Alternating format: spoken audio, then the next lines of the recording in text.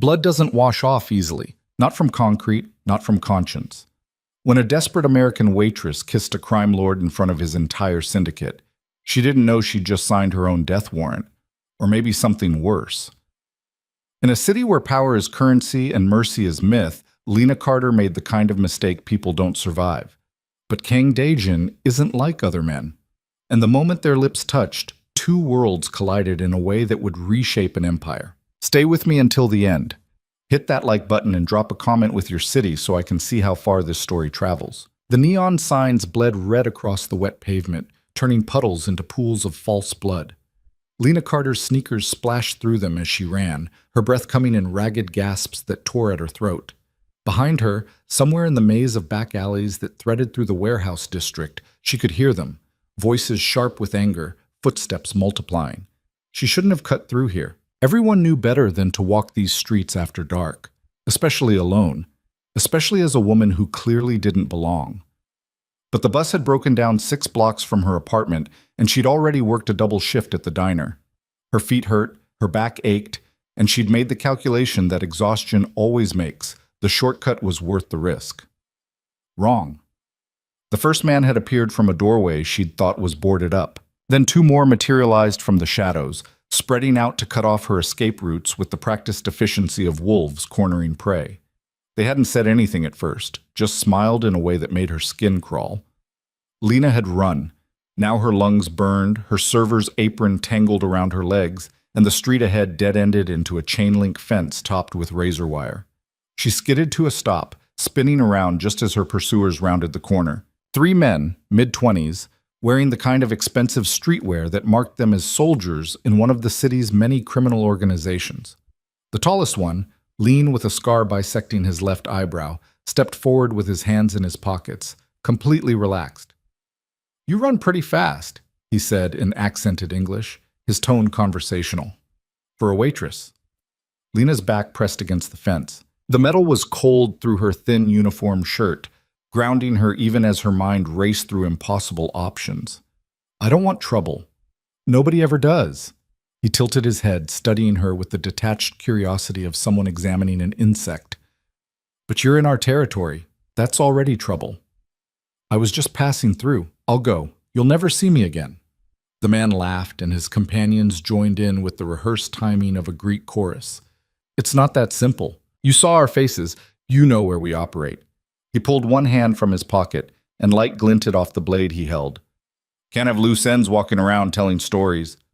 "I wouldn't," Lena started, but he cut her off with a sharp gesture. "Don't insult me with promises. Everyone talks eventually." Her fingers found the fence behind her, curling through the cold metal. She thought about screaming, but who would come? In this part of the city, people had learned that curiosity could be fatal.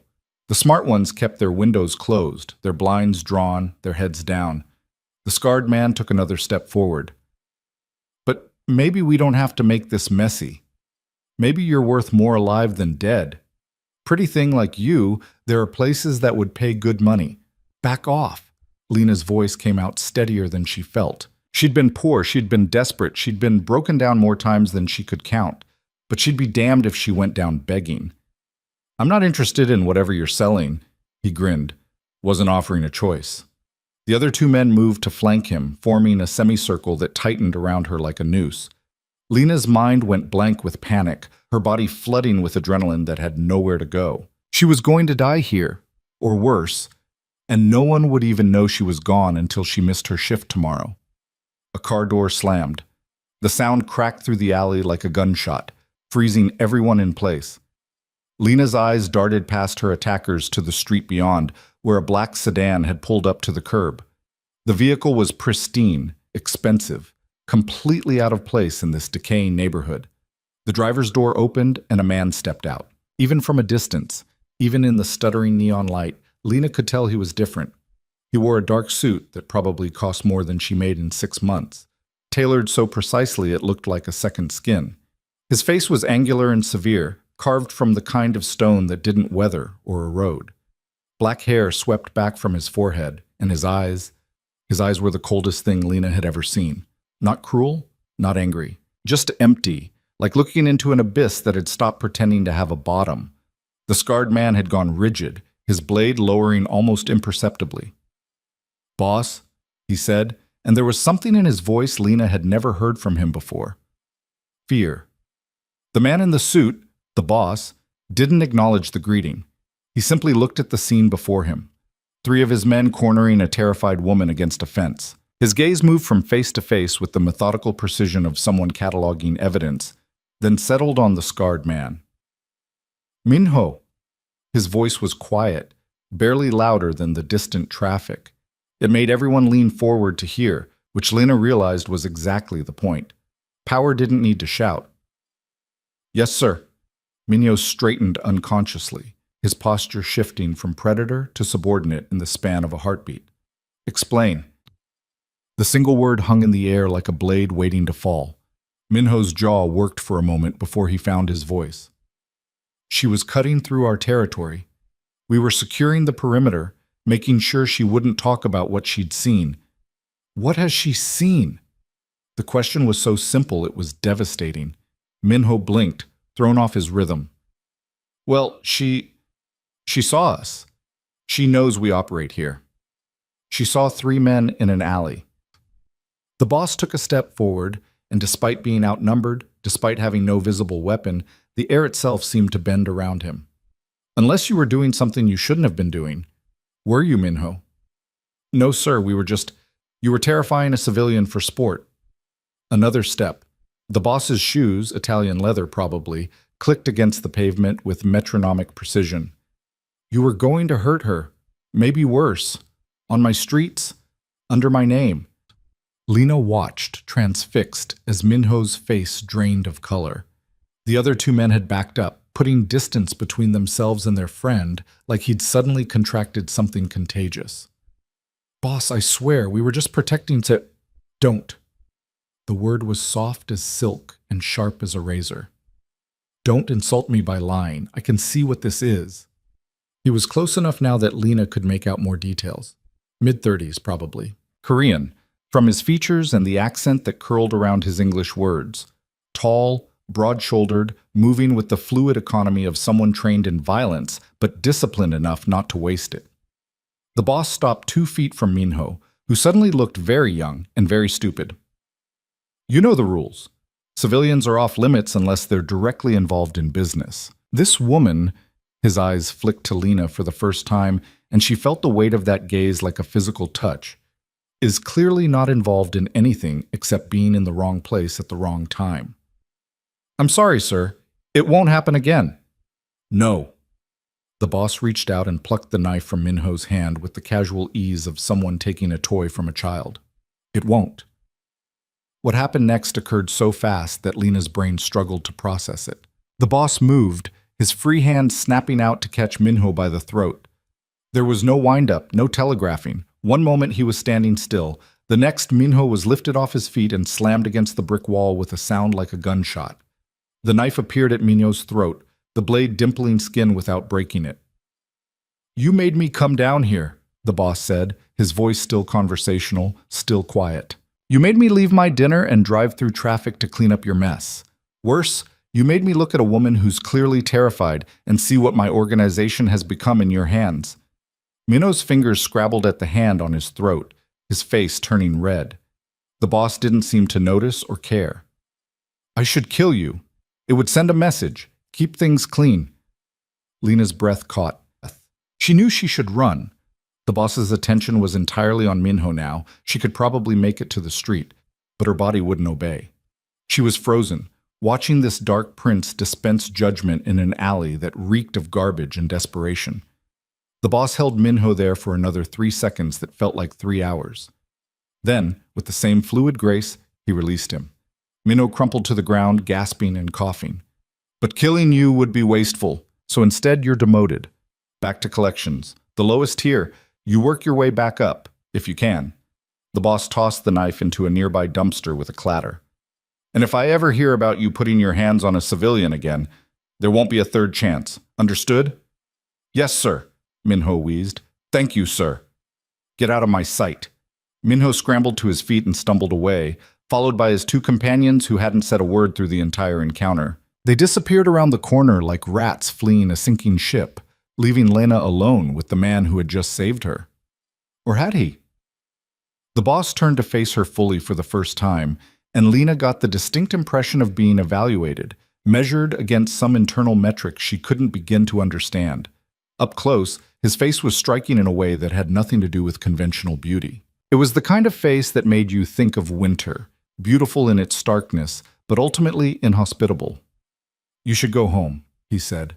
Lena's voice stuck in her throat. She managed a nod. "Where do you live?" The question was innocuous, but something in Lena's hindbrain screamed danger. Never tell a predator where you sleep. "Not far," she said carefully. His mouth twitched, almost a smile, but not quite. "You're smarter than you look. Good." He reached into his jacket. Lena tensed and pulled out a business card. Plain black with a single phone number embossed in silver. "If anyone else bothers you, call this number. Tell them Dae-jin sent you." Dae-jin. The name fit him somehow, all hard consonants and sharp edges. "I don't understand," Lena said, finally finding her full voice. "Why did you help me?" Dae-jin looked at her for a long moment. "I didn't help you. I enforced my rules. There's a difference." "Is there?" "Yes." He turned back toward his car, their conversation apparently over. "One suggests I care what happens to you. The other suggests I care about maintaining order. Learn to tell the difference if you want to survive in this city." He was almost to his car when Lena called out, "Wait!" Dae-jin paused, his hand on the door handle. "What's your name? Your full name?" He looked back over his shoulder, and for just a second Lena thought she saw something flicker across his face. Surprise, maybe, or curiosity. Kang Dae-jin. The name sent a shock of recognition through her. Even someone as disconnected from the city's underworld as Lena had heard whispers about Kang Dae-jin. The ghost, they called him. The man who'd built an empire from nothing in less than a decade, who controlled half the city's criminal infrastructure without ever raising his voice. They said he was ruthless, brilliant, and completely without mercy. They said a lot of things. Looking at him now, standing in a pool of red neon light with his face carved from shadows, Lena believed most of them. "Thank you," she said, because what else could you say to a man who'd just casually brutalized his own subordinate to protect you? Dae-jin didn't respond. He just got in his car and drove away, the engine's purr fading into the night's ambient noise. Lena stood there for a long time after he left, the business card clutched in her hand, trying to make sense of what had just happened. Eventually, the cold drove her into motion. She hurried out of the alley, stuck to well-lit streets, and made it home without further incident. Her apartment was exactly as she'd left it, a studio the size of a prison cell, furnished with whatever she could afford from thrift stores and sidewalk discards. The rent was still too high, the heat barely worked, and the neighbors were loud. But it was hers, safe, familiar. She locked the door, checked it twice, then collapsed onto her second-hand couch and started shaking. 3 days passed before Lena saw Kang Dae-jin again. She'd almost convinced herself the entire encounter had been some sort of stress-induced hallucination. Almost. The business card on her nightstand argued otherwise, its silver numbers catching the light whenever she glanced at it. She'd Googled him, of course. What she found was simultaneously too much and not enough. News articles about legitimate business ventures, real estate development, import-export companies, a chain of upscale restaurants. Society page photos from charity galas, always in the background, never the focus. A few think pieces about the new generation of Korean-American entrepreneurs. Nothing about crime. Nothing about violence. Nothing about the cold precision with which he'd dismantled Minho's bravado and probably his future. The man in those photos looked polished, sophisticated, untouchable. The man in the alley had looked like death in a good suit. Lena tried to put it out of her mind. She had more immediate concerns, like the fact that her hours at the diner had been cut again, or that her student loans had gone into default 6 months ago, or that she was one blown tire away from complete financial collapse. The American dream, she thought bitterly, as she tied her apron on for the evening shift. More like the American joke. The diner where she worked, Mike's 24-hour, was exactly the kind of place you'd expect to find in a transitional neighborhood. Not quite gentrified, not quite abandoned, existing in the liminal space between. The food was mediocre, the coffee was burnt, and the customers ranged from insomniac artists to people who had nowhere else to go. Lena had been working there for 8 months, ever since the marketing firm where she'd been an assistant had gone under. Before that, it had been a coffee shop. Before that, a retail job. Each position a step down from the last. Each paycheck smaller than the one before. Each day grinding away a little more of the optimism she'd had when she first moved to the city. She'd come here to make something of herself. Instead, she was barely surviving. "Order up," Mike shouted from the kitchen, and Lena grabbed the plates, meatloaf special, extra gravy, and delivered them to table 6 with a smile that felt like a mask she couldn't take off. The evening shift crawled by with its usual rhythm, coffee refills, side of fries, check please, over and over, until the words lost meaning. Lena's feet ached, her back was starting to spasm, and she'd burned her hand on a hot plate for the 3rd time that week. She was wiping down the counter, watching the clock creep toward midnight, when the door chimed. Lena looked up automatically, customer service smile in place, and froze.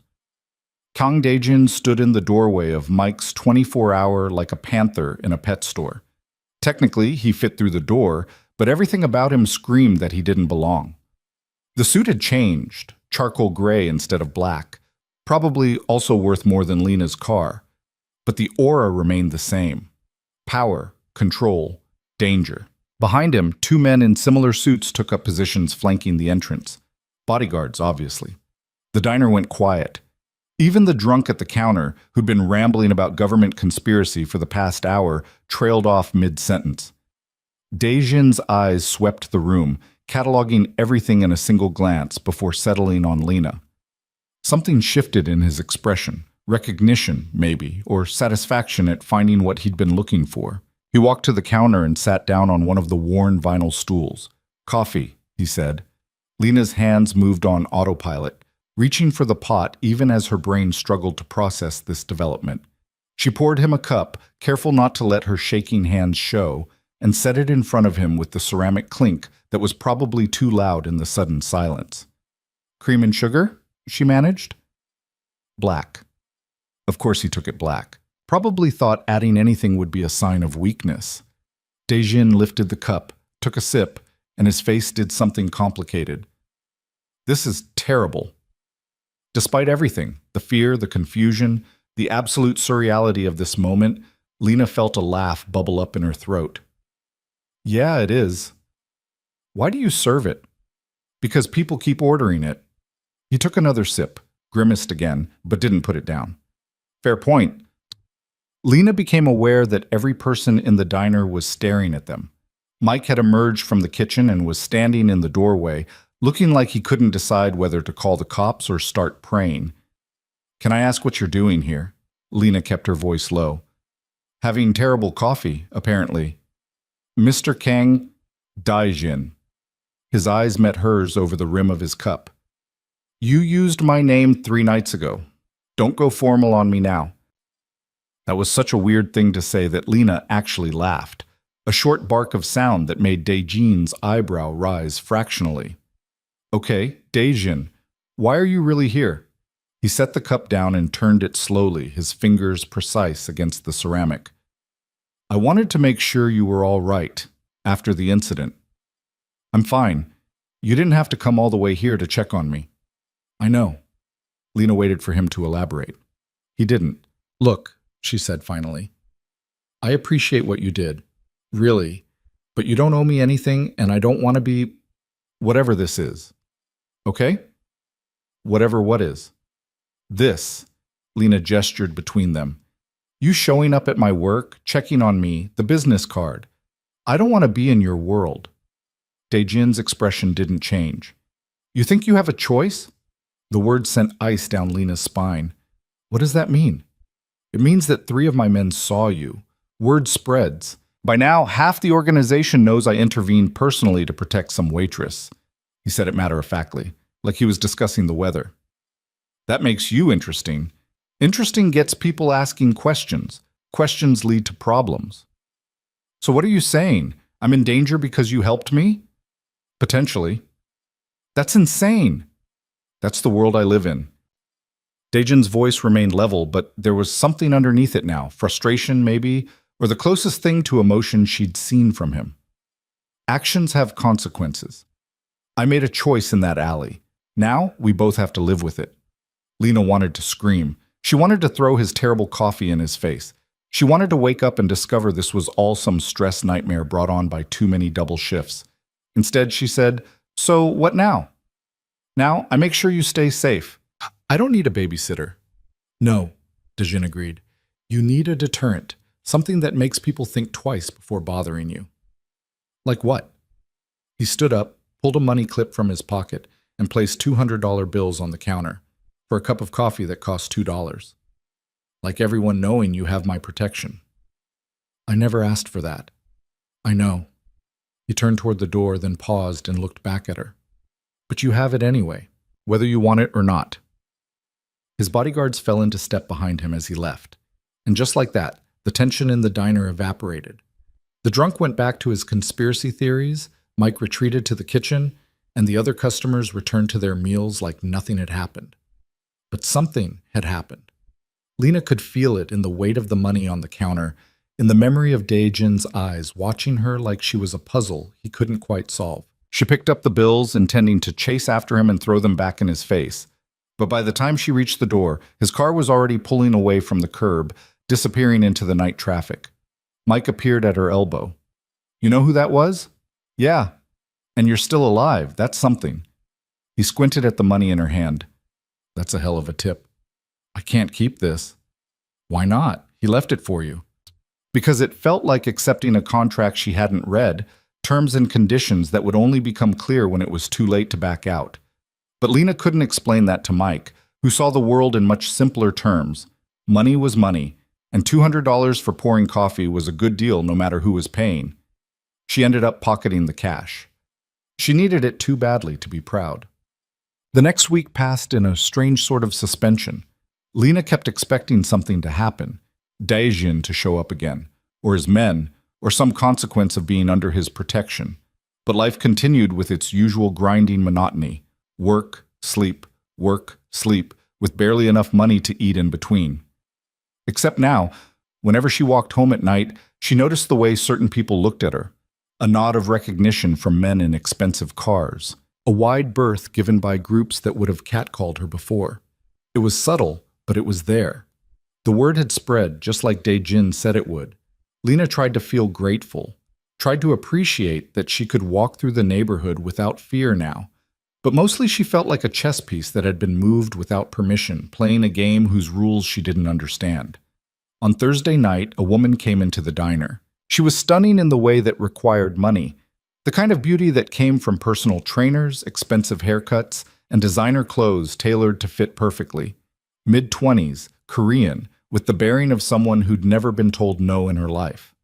She sat at Lena's section and ordered green tea. When Lena brought it, the woman looked up at her with eyes that were assessing and cold. "You're Lena Carter." It wasn't a question. Lena's customer service smile faltered. "Do I know you?" "No.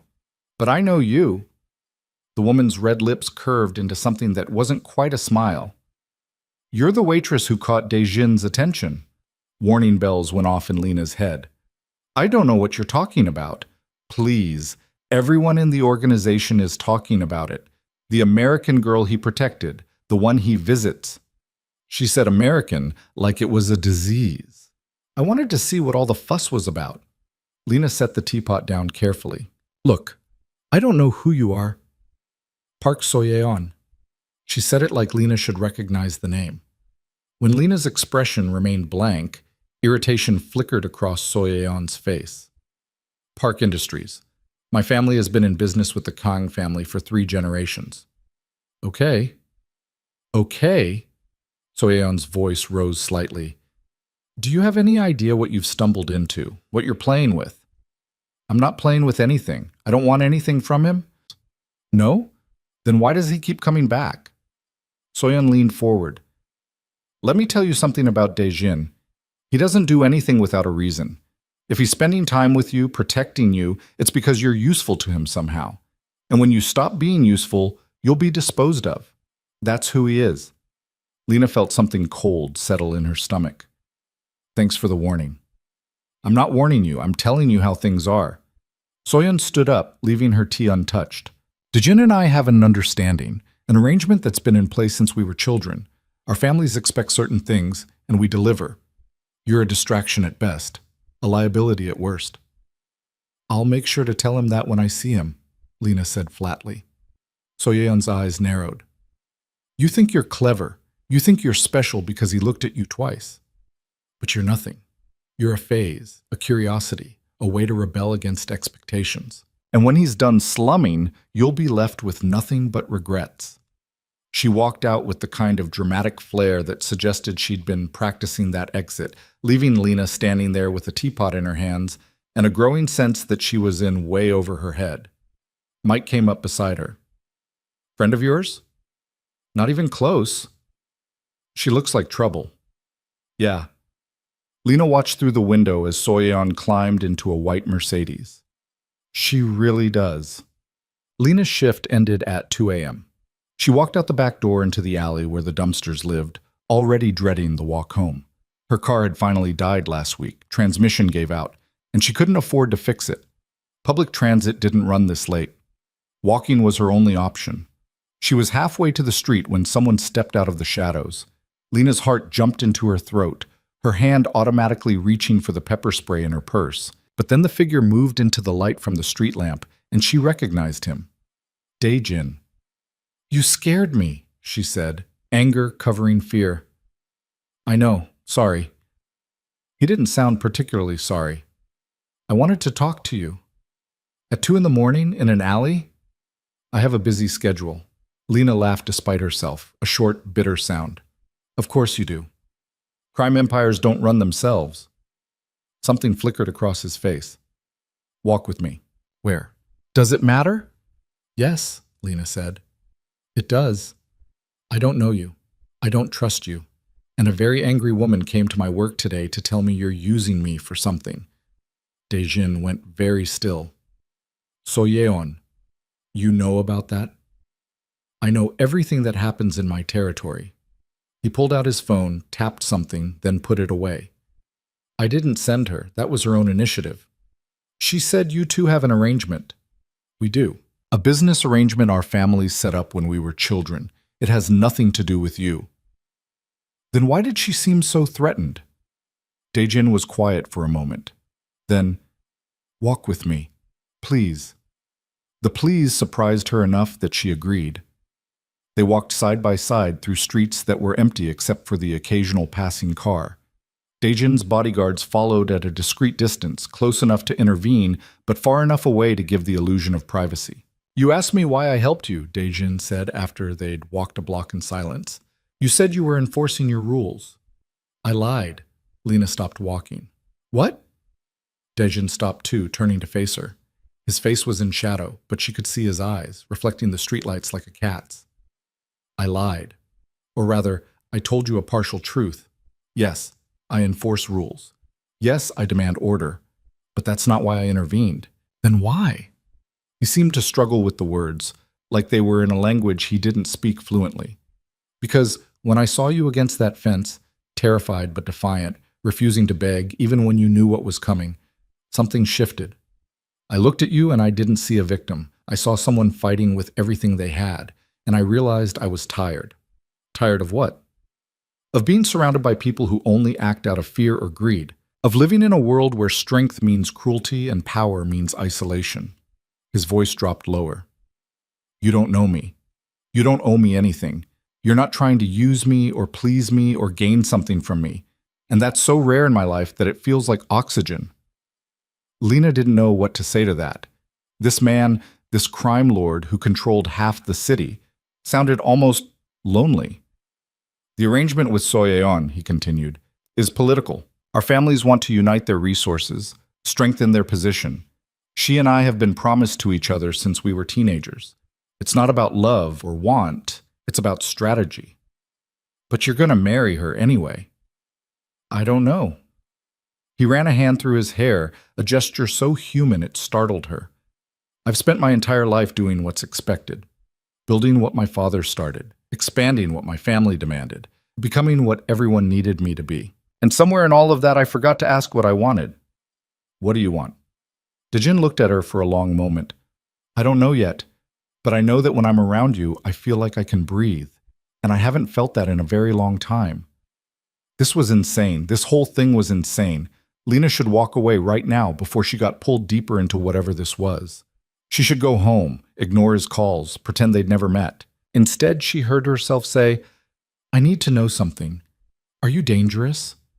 Yes. The honesty of it hit her like a slap. Have you killed people? Yes. Will you kill again? Probably. Lena took a shaky breath. Then why am I still standing here talking to you? Because you're trying to figure out if there's more to me than that. And I'm trying to show you there is. He took a step closer. I'm not a good man, Lena. I've done things that would horrify you, but I'm trying to be better, and you make me want to try harder. That's not fair. You can't put that on me. I know, but it's true anyway. They stood there in the middle of an empty street, separated by 3 feet and an unbridgeable gap of lived experience. Lena thought about everything that had brought her to this moment. Every bad decision, every missed opportunity, every compromise that had whittled her down to someone she barely recognized. And she thought about the way Dejin looked at her like she was water in a desert. I can't be your redemption, she said quietly. I'm not asking you to be. I'm just asking you to let me be around you, talk to you, see where this goes. This can't go anywhere. We're from different worlds. So we build a bridge. God, he made it sound so simple. Like the fact that he was a crime lord and she was a broke waitress didn't matter. Like they could just decide to know each other and everything else would fall into place. It was stupid, naive, dangerous. One coffee, Lena heard herself say. Somewhere that's not my work, not your territory. Neutral ground, and we talk. Really talk. Dejin's face did something she'd never seen before. He smiled. A real smile, small and careful, like he was afraid of breaking it. When? Tomorrow, 3 p.m. There's a cafe near the university, The Grind. Do you know it? I'll find it. And come alone. No bodyguards, no entourage, just you. That's not safe. I don't care. If we're going to do this, I need to know I'm talking to you, not your position. Dejin considered this for a long moment. Then, okay, 3 p.m., The Grind, alone. Okay. They looked at each other, and Lena realized she'd just agreed to something that would probably change her life. For better or worse, she didn't know yet. I should get you home, Dejin said. I can walk. I know you can, but let me drive you anyway. This time, Lena didn't argue. They walked back to where his car was parked, a sleek black thing that probably cost more than she'd make in 5 years. One of his bodyguards opened the door for her, and she slid into the leather interior that smelled like money and danger. Dejin drove himself, which surprised her. She'd assumed he had drivers for everything. Where do you live? He asked. Lena gave him the address, and he pulled out into traffic with the smooth confidence of someone who'd never doubted their place in the world. They didn't talk during the drive. Lena stared out the window at the city scrolling past, neon and shadow, and lives being lived in parallel to hers. She wondered how many of the people she saw knew what Dejin really was. How many would believe her if she told them she was sitting next to one of the most dangerous men in the city, heading toward something that might be a beginning or might be the biggest mistake of her life. Too soon, they were pulling up in front of her building. Dejin looked at it, the crumbling brick, the flickering security light, the general air of managed decay, and something crossed his face. You live here? Not everyone has a penthouse, Dejin. I know, I just... He trailed off, then tried again. You deserve better than this. Yeah, well, deserving and getting are 2 different things. He turned to look at her. What happened? How did you end up here? That's a long story. I'd like to hear it. Tomorrow, if you're willing to share. Lena opened the car door. 3 p.m., don't be late. I won't. She was halfway to her building's entrance when he called out, Lena. She turned back. Thank you, he said, for giving me a chance. But Lena didn't know how to respond to that, so she just nodded and went inside. She climbed the 3 flights to her apartment, unlocked the door, and collapsed on her couch in the dark. Her phone buzzed. A text from Mike asking if she was okay, since she'd left in some rich guy's car. She texted back that she was fine, knowing it was only partially true. Because she wasn't fine. She was standing on the edge of something vast and unknown, about to step off, and she had no idea if she'd fall or fly. Tomorrow at 3 p.m., she'd find out. Lena woke up at noon with a sense of dread that had nothing to do with her alarm. She'd barely slept, her mind churning through every possible outcome of the meeting she'd agreed to. By the time she dragged herself out of bed, she'd convinced herself at least 6 times to cancel. She didn't cancel. Instead, she stood in front of her closet, if you could call a hanging rod screwed into the wall a closet, and tried to figure out what you wore to coffee with a crime lord. Everything she owned was either work clothes that smelled like fryer grease or cheap basics from discount stores. Nothing said, "I'm meeting you as an equal," or even, "I have my life together." She settled on jeans and a dark green sweater that didn't have any visible stains, then immediately changed because the sweater felt like she was trying too hard. The black t-shirt she put on instead felt too casual. The blouse after that looked desperate. "This is insane," she muttered, yanking the blouse off. "You're losing your mind over coffee." She ended up back in the jeans and green sweater, threw on the only jacket she owned that wasn't falling apart, and left before she could change her mind again. The grind was exactly the kind of place you'd expect near a university. Mismatched furniture, walls covered in local art, a chalkboard menu with too many specialty drinks, and students hunched over laptops pretending to study while actually scrolling through social media.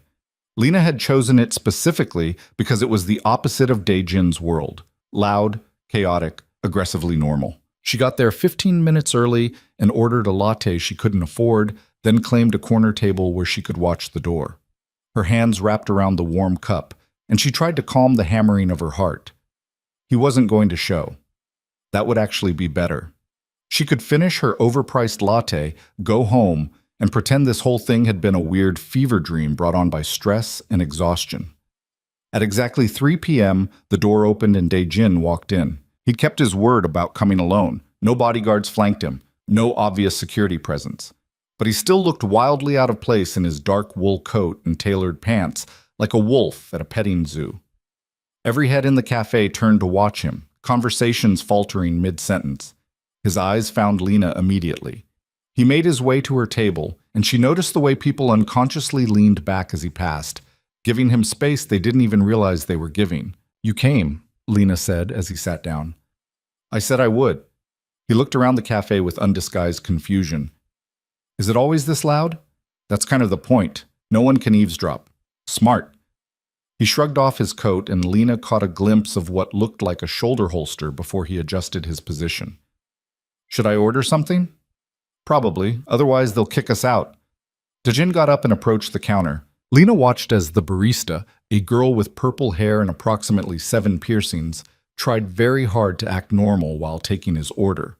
He came back with black coffee and what looked like a scone. "They asked if I wanted it warmed," he said, sitting down. "Why would I want a warm scone?" "Most people do." "That's ridiculous. It's supposed to be—" He stopped himself, shook his head. "Sorry, I'm being weird." "A little bit, yeah." He broke off a piece of the scone, examined it like it might be poisonous, then ate it. His expression suggested he'd made a terrible mistake. "This tastes like cardboard." Lena laughed, and some of the tension in her chest loosened. "Then why did you buy it?" "I don't know. She was looking at me strangely, and I panicked." "You panicked?" "I don't do coffee shops." He said it like a confession. "I have people who bring me things. I eat at restaurants where I know the owners. This," he gestured at the chaotic space around them, "is not my environment." "But you came anyway." "You asked me to." He met her eyes. That mattered more than being comfortable. Lena's heart did something complicated in her chest. She took a sip of her latte to buy herself time. "You wanted to know how I ended up here, in this city, working at a diner, living in that apartment. Only if you want to tell me."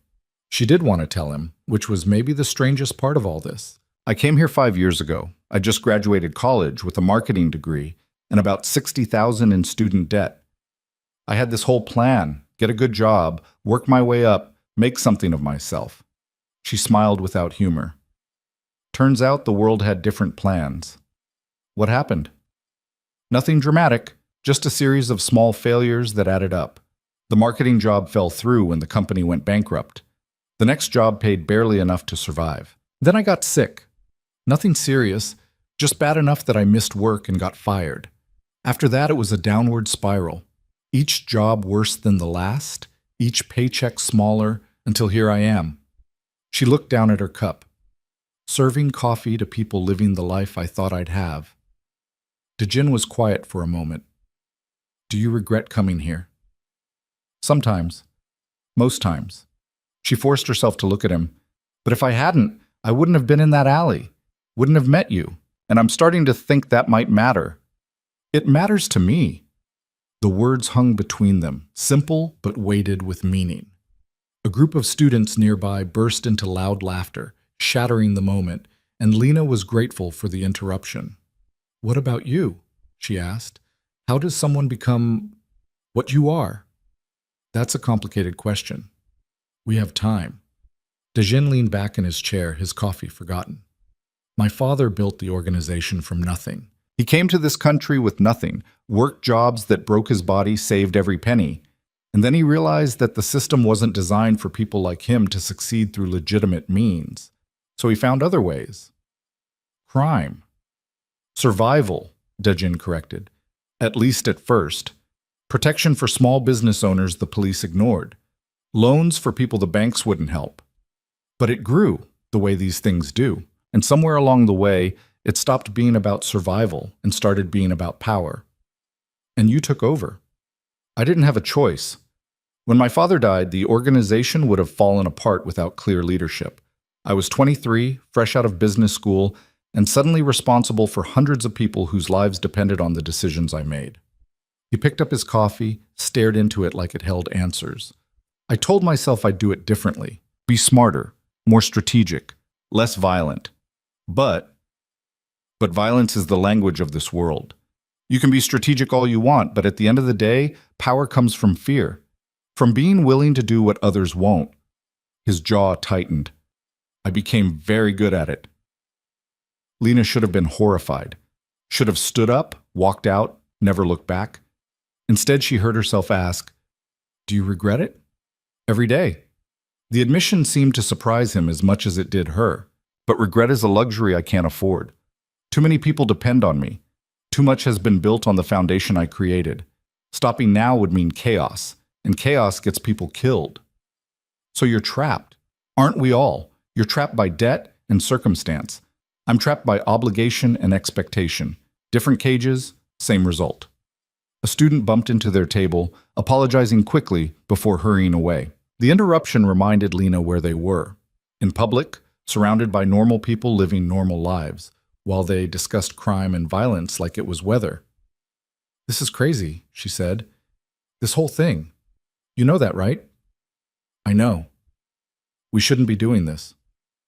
"Probably not. So why are we?" Dejin looked at her with those cold, empty eyes that suddenly didn't seem so empty anymore. Because sometimes crazy is better than numb. And I've been numb for a very long time. Lena's phone buzzed. She glanced at it. Mike, asking if she could cover a shift tomorrow. She texted back a quick yes, then looked up to find Dejin watching her. "Your boss?" "Yeah, someone called in sick." "You work too much." "I work as much as I have to. Bills don't pay themselves." "How much do you owe?" "In total." The question was so blunt it caught her off guard. "What?" "Student loans, rent, whatever else. How much?" "That's not your business." "I'm making it my business." He pulled out his phone. "Tell me the number." "No." "Lena." "No." Her voice came out sharper than she intended. "I'm not here for your money. If you think that's what this is, we can end this conversation right now." Dejin set his phone down slowly. "That's not what I think." "Then why ask?" "Because I have resources I don't need, and you have problems that money could solve. It seems like a logical arrangement. It seems like you trying to buy me." His face did something complicated. Frustration mixed with confusion, like he genuinely couldn't understand why she was refusing. "I'm not trying to buy you. I'm trying to help you." "Why? You don't even know me. I want to know you, but I can't do that if you're working yourself to death just to survive. He leaned forward. Let me help. Please. There was something in his voice, a raw edge she hadn't heard before. It made her wonder how many people ever said no to him, how many relationships he had that weren't transactional. If I let you help, she said slowly, it has to be on my terms. A loan, not a gift. With interest. And I pay it back, every cent. That's not necessary. It is to me. She met his eyes. My terms or nothing. A smile ghosted across his face.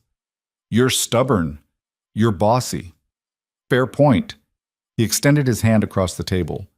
Your terms. A loan with interest to be repaid on whatever schedule works for you.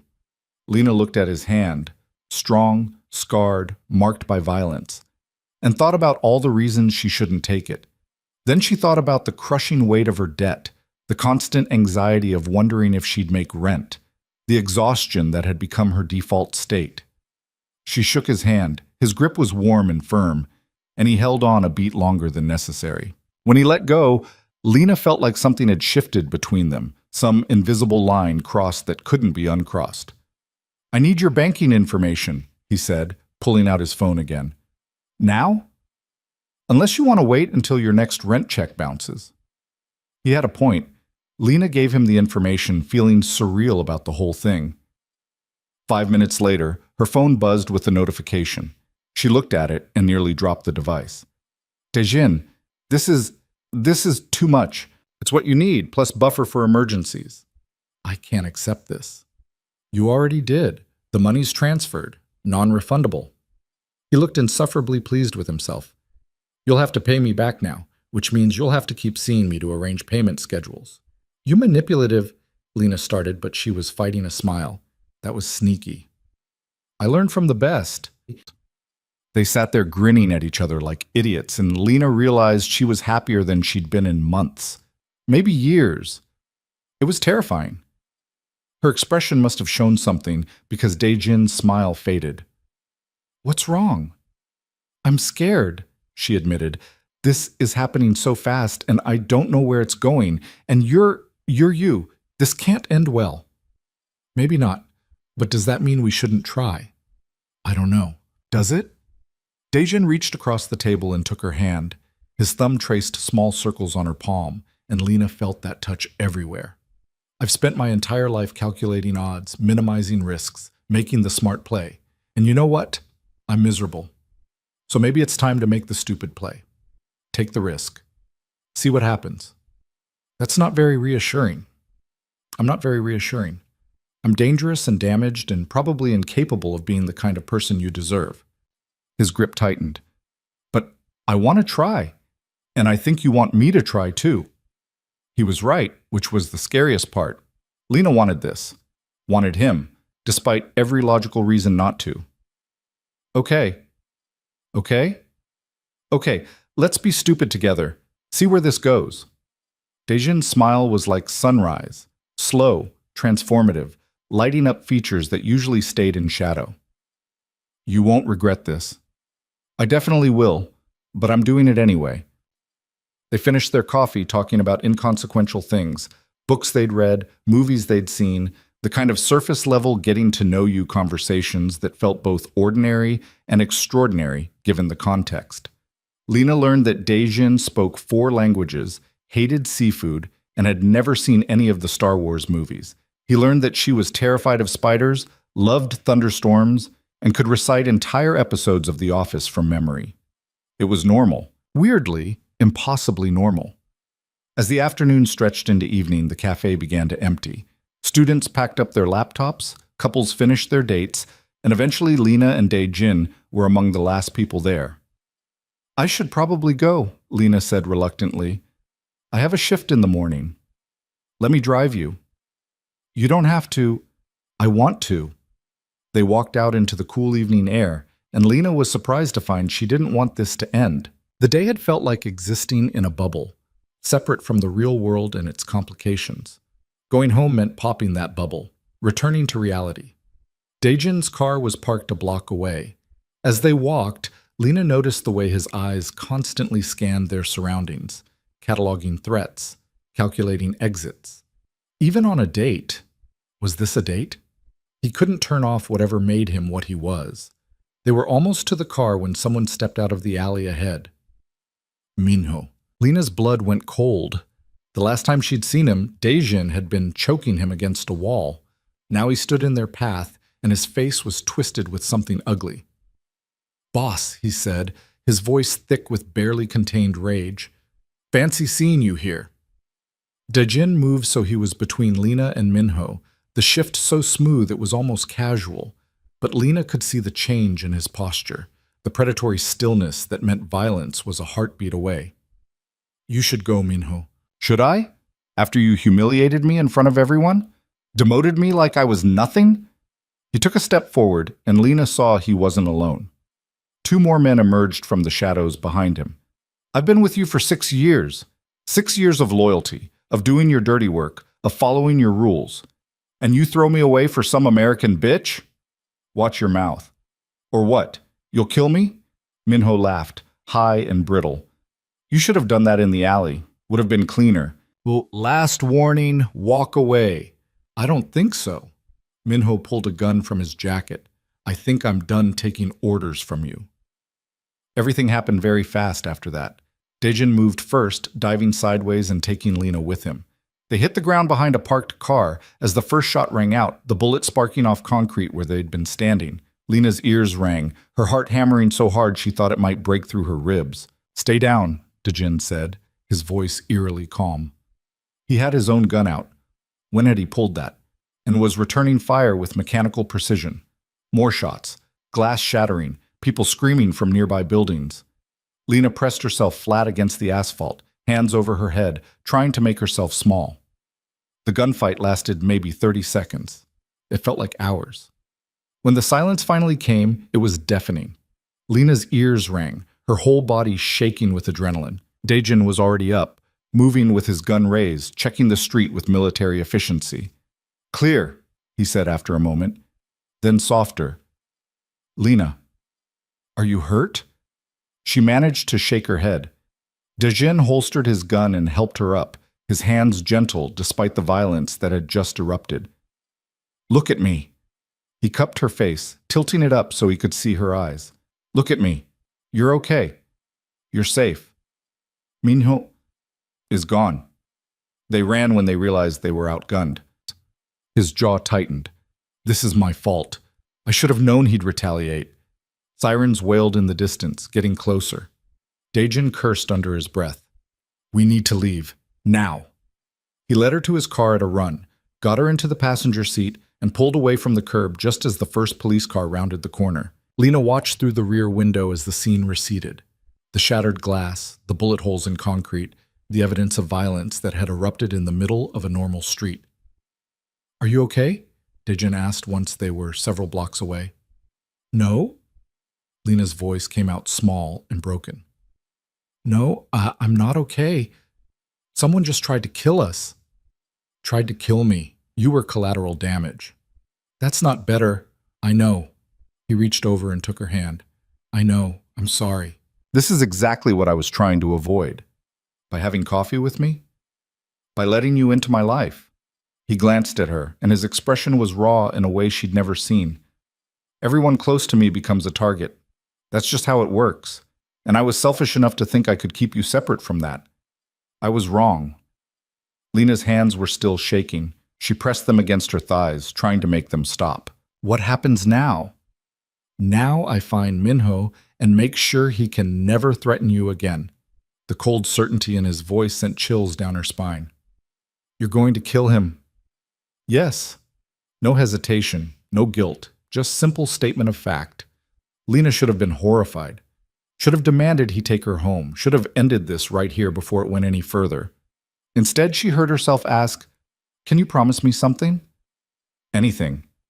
Don't make me watch. Don't tell me the details, just keep me separate from that part of your life."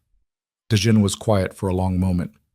"I can't promise you won't see it, but I can promise I'll try to shield you from the worst of it." It wasn't a good answer, but it was an honest one, and Lena appreciated that more than false reassurance. They drove in silence for a while. Eventually, Lena realized they weren't heading toward her apartment. Where are we going? Somewhere safe. I have a place on the other side of the city. Secure. No one knows about it except my closest people. I can't just disappear. I have work. Call in. Tell them you're sick. When she started to protest, he added, Please, just for tonight, until I know Minho's been dealt with. Lena pulled out her phone with numb fingers and texted Mike. He responded immediately with concern, telling her to rest, not to worry about the shift. She set the phone down and stared out the window at the city sliding past. This is my life now, she said quietly. Isn't it? Gunfights and safe houses and looking over my shoulder. I don't know, maybe. Dejin's grip on the steering wheel was white-knuckled. I can still take you home, give you money to leave the city, start over somewhere else. You could be free of all this. Is that what you want? No. But what I want doesn't matter if it gets you killed. Lena thought about that. Thought about going back to her empty apartment, her crushing debt, well, less crushing now, her dead-end job.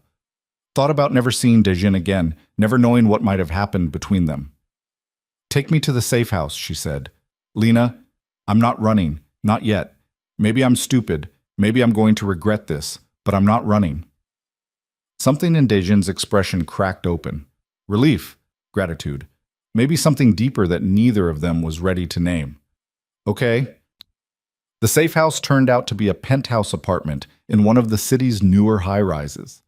The building had security that would make a bank jealous, and the apartment itself was pristine. All clean lines, expensive furniture, and windows that overlooked the glittering city. This is where you live? Lena asked, taking in the space. Sometimes, when I need to think. He locked the door behind them, engaged what looked like several additional security measures, then finally let himself relax slightly. Make yourself comfortable. There's food in the kitchen, clothes in the bedroom if you need to change. Everything's clean. Lena wandered to the windows, looking out at the view. From up here, the city looked almost beautiful, lights twinkling like stars, the darkness hiding all the ugliness at ground level. Do you bring other people here? No, just you. She turned to look at him. He'd taken off his jacket and shoulder holster, setting them on the counter with the casual ease of long practice. Without them, he looked almost normal. Almost. Why me? Because you're real. He moved to stand beside her at the window. Everyone else in my life wants something from me. Power, money, protection, status. But you just wanted coffee. Bad coffee. In a loud cafe, with no agenda except getting to know me. Do you have any idea how rare that is? I'm not special, Dejin. You are to me. They stood there side by side, looking out at the city that had brought them together in the most improbable way. Lena's reflection in the glass showed a woman who looked tired and scared, but not broken. Dejin's showed a man who was trying very hard not to be what everyone expected him to be. I should call my people, Dejin said eventually. Let them know what happened. Give orders about Minho. Okay. He pulled out his phone and moved to the other side of the apartment, speaking in rapid Korean that Lena couldn't follow.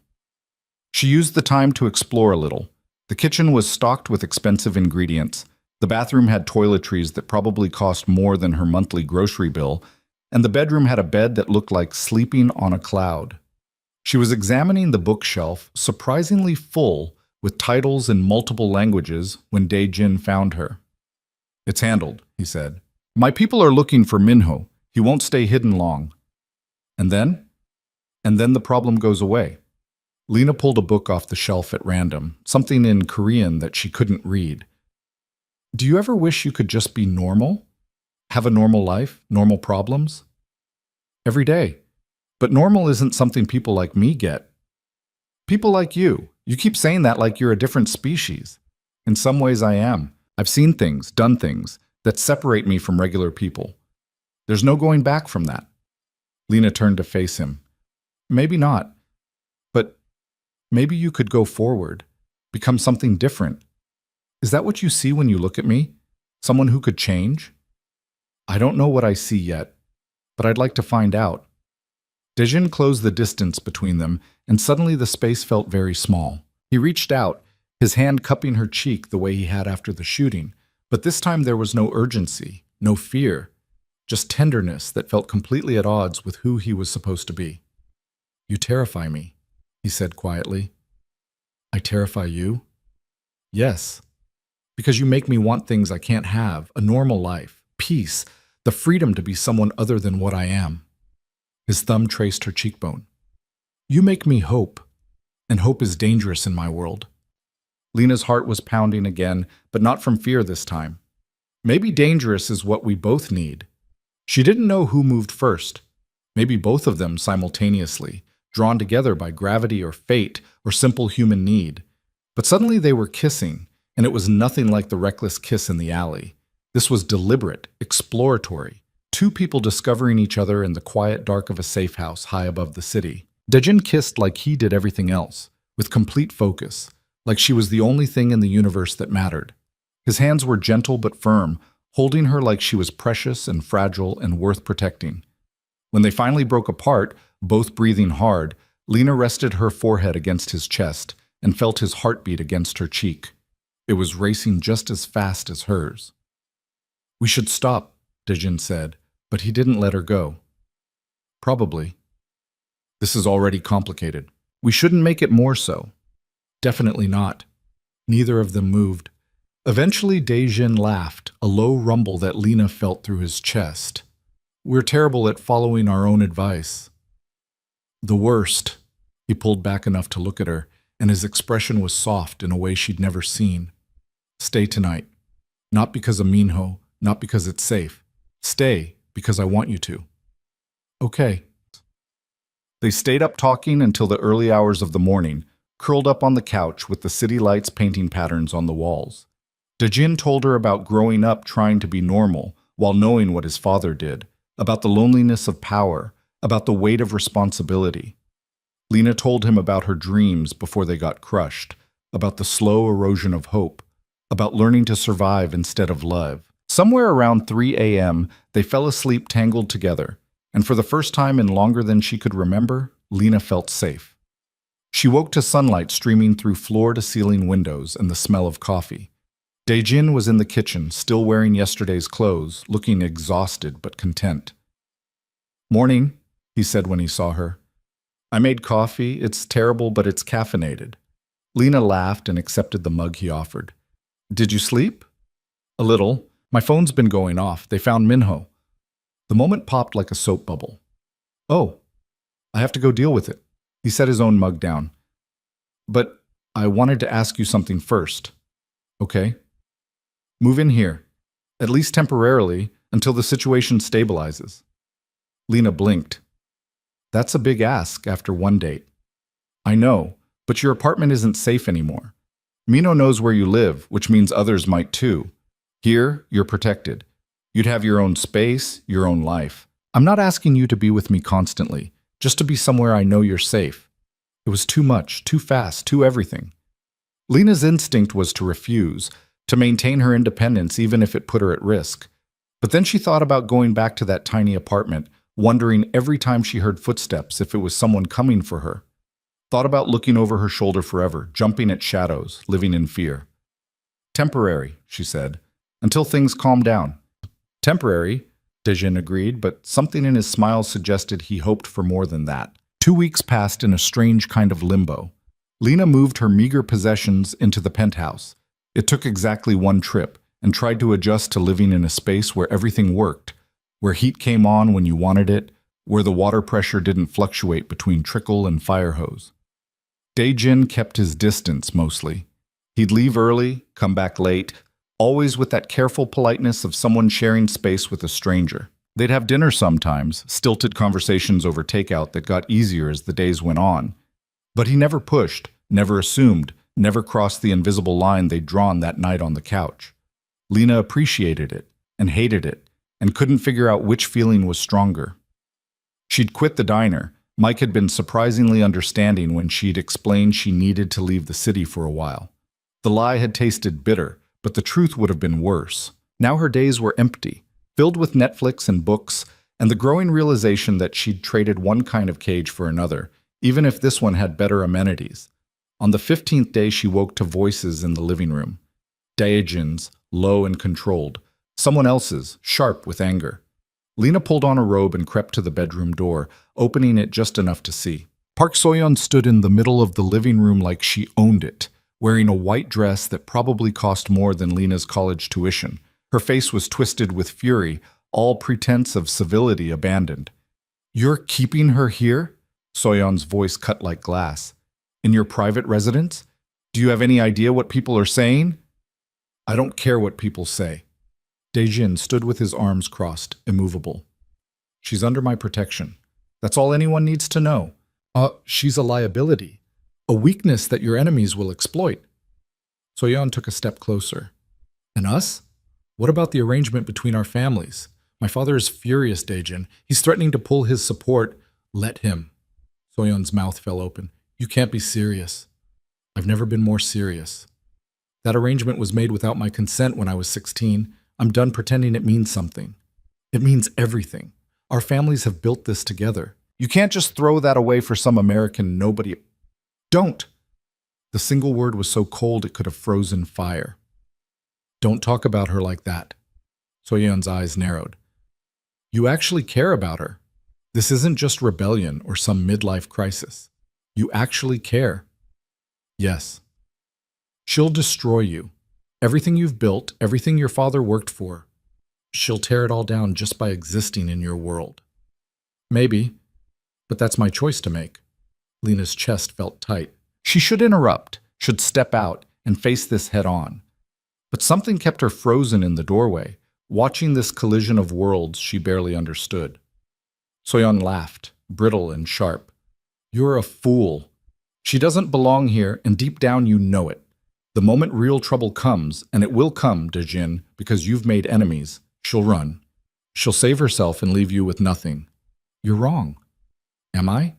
She's had 2 weeks in your gilded cage. Wait until she sees what you really are, what you really do. Wait until the bodies start piling up and the choices get impossible. Then we'll see how much she cares." Daejin moved so fast Lena almost missed it.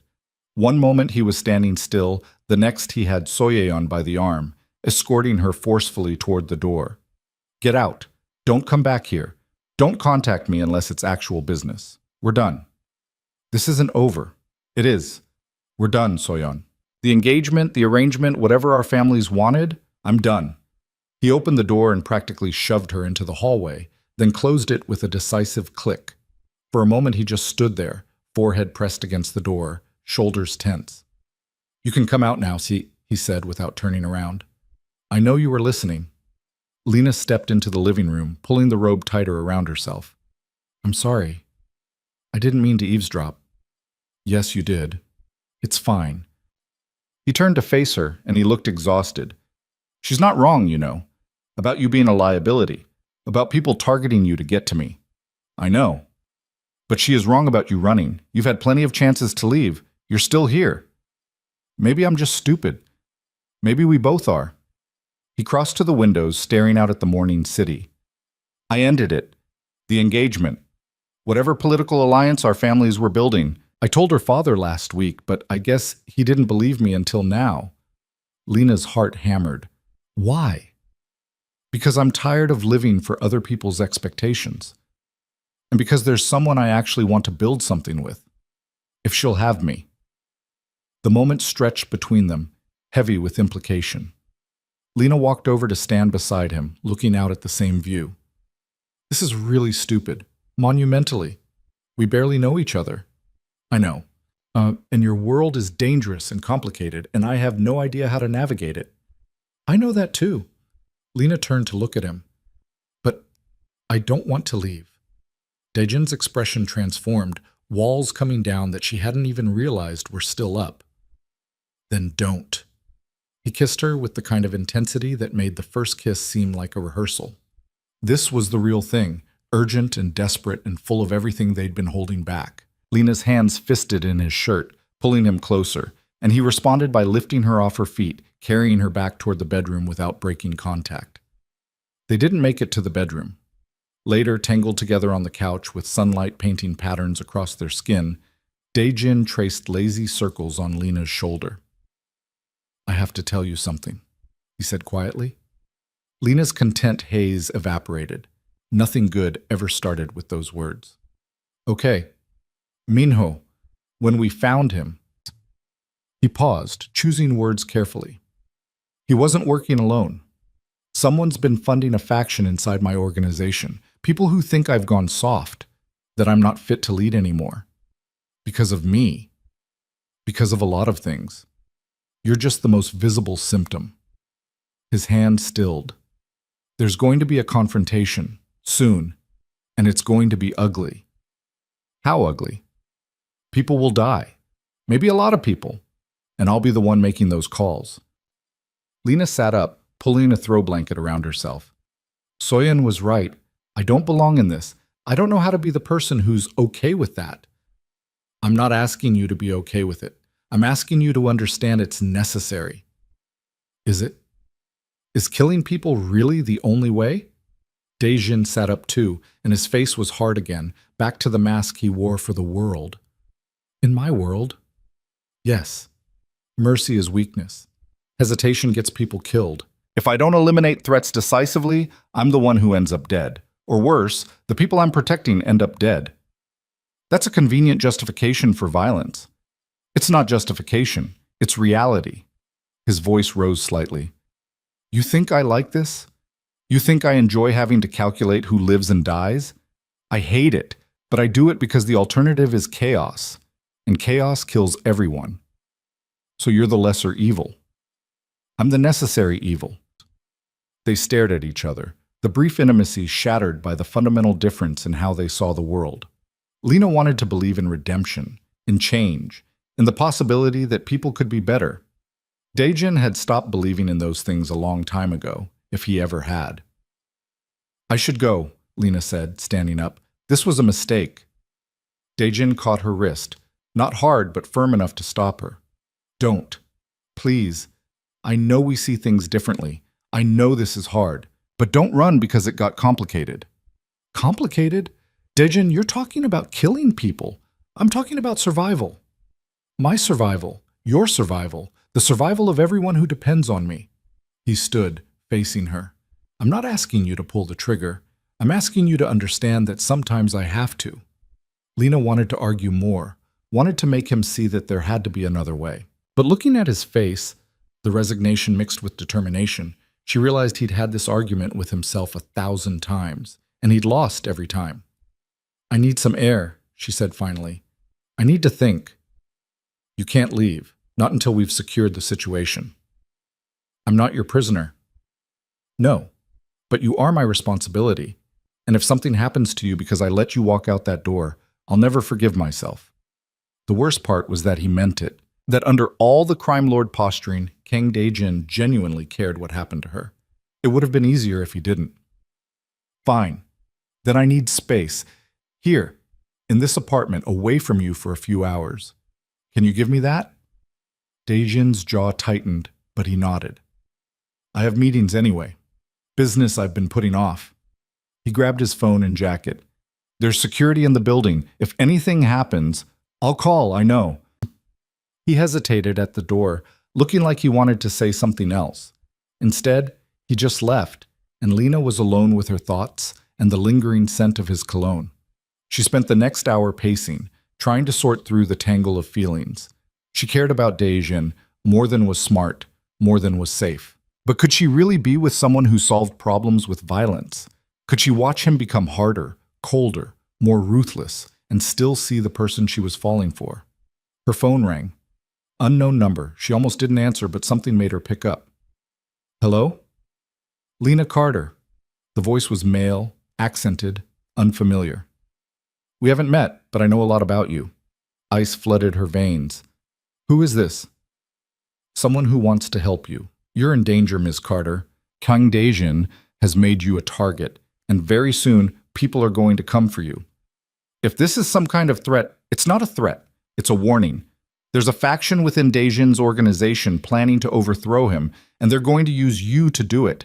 They know he cares about you. They know it makes him vulnerable. Lena's hand tightened on the phone. Why are you telling me this? Because I don't want to see an innocent person caught in the crossfire. You seem like a good person, Ms. Carter. You deserve better than to be collateral damage in a gang war. He paused. I can help you. Get you out of the city, set you up somewhere safe, give you enough money to start over. All you have to do is walk away.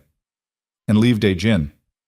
He's a dead man walking. The faction is too strong, too organized. He's going to fall, and when he does, everyone close to him falls too. Save yourself while you still can. The line went dead before Lena could respond. She stood there holding the phone, her mind racing. Was it real? A trick? Someone trying to manipulate her into leaving so Dae-jin would be distracted and vulnerable. There was a knock at the door. Lena froze. Dae-jin had a key. He wouldn't knock. Security wouldn't come up without calling first. Another knock, more insistent. Lena crept to the door and looked through the peephole. A man in a delivery uniform stood there holding a package. He looked normal, bored even, checking his phone while he waited. She opened the door a crack, keeping the chain on. Yes?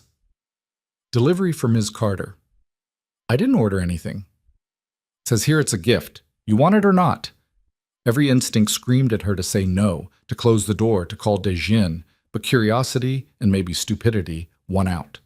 She took the package, signed for it, and closed the door. Inside was a burner phone and a note in neat handwriting. Check the news. Then decide if you still want to stay. Lena turned on the TV, flipping to a news channel. The third story made her stomach drop. Multiple bodies had been found in a warehouse on the east side. Execution style. The reporter was being careful with details, but the implications were clear. This was gang violence, a message being sent, the kind of thing that happened when territories were being contested. The deaths had happened this morning, right around the time Dae-jin had left for his meetings. Lena's phone, her real phone, buzzed with a text from Dae-jin. Don't watch the news. I'll explain when I get back. Too late. She sank onto the couch, the burner phone heavy in her hand. The voice on the call had been right. This was Dae-jin's world, violence and death and power plays where human lives were chess pieces. And she was right in the middle of it. The door opened. Dae-jin walked in, saw her face, saw the TV, and stopped. Lena, was that you, those people in the warehouse? He didn't answer, which was answer enough. How many? Her voice sounded distant, like it was coming from someone else. 7. They were planning to ambush one of my supply routes.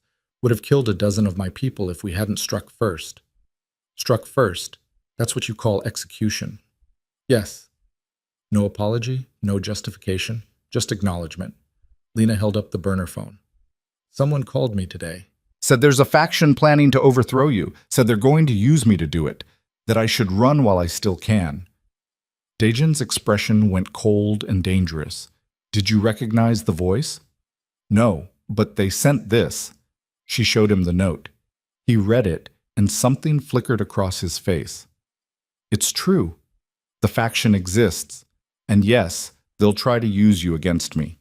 He set the note down carefully. But running won't save you. It'll just delay the inevitable. They'll find you eventually, use you as leverage to draw me out. Your only chance is to stay with me where I can protect you. Or I could disappear completely. Change my name, leave the country, and spend the rest of your life looking over your shoulder, never staying anywhere too long, never forming real connections, always waiting for them to find you? He shook his head. That's not living. That's surviving, and barely. Says the man who just killed 7 people before lunch. They would have killed me given the chance. It was them or my people. I chose my people. And that's supposed to make it okay? No. It's supposed to make it understandable. Dae-jin moved closer, and Lena saw the weariness in his eyes, the weight of choices that didn't have good options. I know you want me to be different. I know you want there to be some magical third option where nobody dies and everybody wins. But that's not the world I live in. And now, because of me, it's not the world you live in either. I didn't ask for this. I know, and I'm sorry. If I could go back, if I could leave you alone in that alley, you'd let Minho hurt me? I'd let someone else handle it. Someone who wouldn't drag you into my life. His hand reached for hers, hesitant. But I can't go back. And neither can you. So the question is, what do we do now? Lena looked at their hands, his scarred and calloused, hers soft and unmarked. They shouldn't fit together. Nothing about this should work. And yet, I don't know, she admitted. I don't know if I can be with someone who does what you do, but I also don't know if I can walk away. So what does that make me? Human, conflicted, normal, a ghost of a smile. Which is more than I can say about myself. The burner phone buzzed. A text message from an unknown number. Time's running out. Make your choice. Dejin read it over her shoulder. They're pushing you, trying to force a decision before you're ready. What if they're right? What if staying with you gets me killed? Then I'll make sure it doesn't happen. His grip tightened. I will protect you, Lena, with everything I have, everything I am. That's not a promise I make lightly. What if protecting me isn't enough? Then I'll burn down the entire city to keep you safe. He meant it. That was the terrifying part. He absolutely meant it. Lena could see in his eyes that he would rain down destruction, would cross any line, would become a monster if that's what keeping her alive required. It should have horrified her. Instead, some dark part of her felt almost cherished. Before she could examine that thought too closely, the burner phone rang. Dejin nodded and she answered, putting it on speaker. Made your decision yet? The same voice from before. Who are you? Someone who's trying to save you. The faction is moving tonight. They're going to hit Dejin where it hurts. His business holdings, his key people, and you. If you're still with him when that happens, you'll be caught in the crossfire. Dejin's face was stone. You're one of them, part of the faction. A pause. Smart man. Yes, I am. But I'm not completely without conscience. The girl didn't ask to be part of this. Tell your people to stand down. There's still time to avoid bloodshed. The man laughed. Stand down? You're outnumbered 3-1. Half your organization is already with us. The only reason you're not dead yet is because we want to do this right. Public. Make an example. Using Lena. Using whatever works, but I'm giving her a chance to walk away. More than you gave the people in that warehouse this morning. Dejin's hand moved to his phone, his fingers flying across the screen. Calling for backup, probably. Mobilizing whatever resources he had left. She's not leaving, he said into the burner. So if you want her, you'll have to go through me. That can be arranged. The line went dead. Dejin was already moving, grabbing his jacket, checking his gun. We need to leave, now. This place is compromised. Where are we going? Somewhere they won't expect. I have a location downtown. Industrial area. Defensible. He tossed her jacket. Pack light. Just what you need. Dejin, Lena, please. We can debate ethics later. Right now, we need to move. She grabbed her bag, threw in essentials, and followed him to the door. He checked the hallway, clear, and they moved quickly to the private elevator. As the doors closed, Dejin made a series of rapid phone calls in Korean, his voice clipped and commanding. The elevator descended smoothly, too smoothly. Lena's stomach churned with the horrible certainty that they were moving toward something bad, not away from it. The doors opened on the parking garage. Dejin's car was where he'd left it, but something felt wrong. The lighting was dimmer than it should be, and the usual ambient noise of the city was muffled. Wait, Lena said, but Dejin was already stepping out, gun drawn. The explosion came from their left, not close enough to kill, but close enough to send them stumbling. Lena's ears rang, her vision swimming. Dejin caught her, steadying her, while his eyes scanned for threats. They came from everywhere. Men in tactical gear, professional and coordinated, converging from multiple points. Too many to fight, too organized to be anything but military or ex-military. Dejin got off 3 shots before something hit him in the shoulder. Tranquilizer dart, not bullet. He staggered, tried to aim again, but his movements were already slowing. He turned to Lena, his expression fierce, even as his eyes glazed. Run, he slurred. Run and don't... He collapsed. Lena screamed his name, dropping beside him, but rough hands pulled her back. She fought, clawing and kicking, but there were too many of them. Someone pressed a cloth over her mouth and nose. Chemical smell, sickeningly sweet, and the world tilted sideways. The last thing she saw before darkness took her was Dejin's face, slack and unconscious, being dragged away in the opposite direction. Then nothing. Lena woke to the smell of mildew and the sound of water dripping. Her head pounded, her mouth tasted like copper, and her wrists were bound behind her back with zip ties that cut into skin. She was in a warehouse. Empty, cavernous, lit by harsh fluorescent lights that flickered intermittently. No windows she could see. One door, metal, with a viewing slot. She wasn't alone. 3 other people were zip-tied to chairs in a rough circle. 2 men and 1 woman, all Asian, all looking terrified. None of them were Dae-jin. "You're awake!" The woman spoke English with barely any accent. "Good. Maybe you can tell us why we're here." "I don't know anything." Lena's voice came out hoarse. "Where are we?" "Somewhere very bad," one of the men said. He was older, maybe 50s, with a scar across his cheek. "You're the American, the one Dae-jin's been protecting. You know him?" "We all know him. We work for him. Or did, before this." He nodded toward the door. "They've been taking us one at a time for questions. The ones who go don't come back." Terror spiked through Lena. "How long have I been here?" "Few hours. They brought you in last, unconscious." The woman leaned forward as much as her restraints allowed. "What do they want with you?" Before Lena could answer, the door opened. A man walked in, tall, Korean, wearing an expensive suit that seemed wildly inappropriate for a warehouse.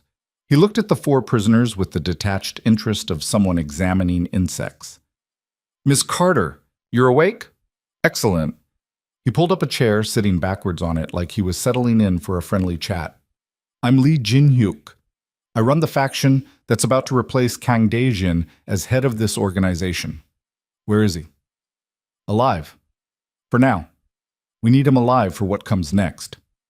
Jin-hyuk smiled, and it was worse than if he'd threatened her. "You're going to help us with that. I won't help you do anything. You won't have a choice." He nodded to someone behind her, and Lena heard footsteps. A video camera was set up, facing her. "Here's what's going to happen. You're going to record a message to Dae-jin. You're going to beg him to surrender, to step down peacefully. And he's going to do it because that's what people do when someone they care about is in danger. He won't. He will. Because the alternative is watching you die, slowly, painfully, on camera." Jin-hyuk's smile never wavered. "And before you decide to be a hero, to refuse or try to send him some coded message, understand that these 3 people will die first, 1 for each act of defiance. Their deaths will be on you." Lena looked at the other prisoners, the woman who'd spoken to her, the scarred man, a younger guy who couldn't have been more than 25. They stared back with expressions that ranged from resignation to terror. "You're a monster," Lena whispered. "No, I'm a businessman. And Dae-jin is bad for business. Too soft, too distracted, too willing to let outsiders influence his decisions." He gestured at her. "Case in point. So I'm removing him and everything that makes him weak. Starting with you." The camera light turned red. Recording. Jin-hyuk pulled a phone from his pocket, showed Lena the screen. It was already connected to a video call. Dae-jin's face filled the screen, bruised and bloody but conscious, tied to a chair in what looked like another warehouse. His eyes found hers through the screen, and the devastation in them nearly broke her. "Lena," he started, but someone off-screen hit him, snapping his head to the side. "No speeches," Jin-hyuk said pleasantly. "Just listen. Miss Carter is going to give you a choice. Her life and the lives of 3 loyal employees. Or your pride. Choose wisely." He held the phone so Dae-jin could see Lena clearly, see the camera pointed at her, see the impossible situation he'd been put in. "Don't do it," Lena said quickly, before Jin-hyuk could stop her. "Don't give them anything. I'm not worth—" Jin-hyuk nodded, and one of his men moved to the scared man's chair. Drew a knife. The man started pleading in Korean, words Lena didn't understand but whose meaning was crystal clear. "Stop," she screamed. "Stop, I'll do it. Just stop." Too late. The knife moved, and the man's pleas cut off in a wet gurgle. He slumped in his chair, blood spreading across his shirt in a dark stain. The young guy started crying. The woman closed her eyes, murmuring what might have been a prayer. Lena couldn't breathe, couldn't think. Could only stare at the dead man and know that she'd killed him by hesitating, by trying to be brave, by not understanding that Jin-hyuk meant every word. "Now," Jin-hyuk said calmly, like nothing had happened. "Let's try this again. And this time, Ms. Carter, I suggest you cooperate, unless you want 2 more bodies on your conscience." He positioned the phone so Dae-jin could see both Lena and the corpse. Through the screen, she saw Daejin's face transform, grief and rage and helplessness warring for dominance. "Ready?" Jin-hyuk asked her. "Tell him to step down. Tell him to transfer control of the organization to me. Tell him to do it now, or the other two die. And then you die. And it will hurt." The camera light blinked, waiting to capture her compliance, her betrayal, her complete surrender to the man who was about to destroy everything Daejin had built. Lena looked at the woman and the young man, strangers whose lives were now in her hands, looked at Daejin on the screen, bloodied and bound, and watching her with eyes that said he'd give up everything to save her. And she realized that Soyeon had been right about one thing.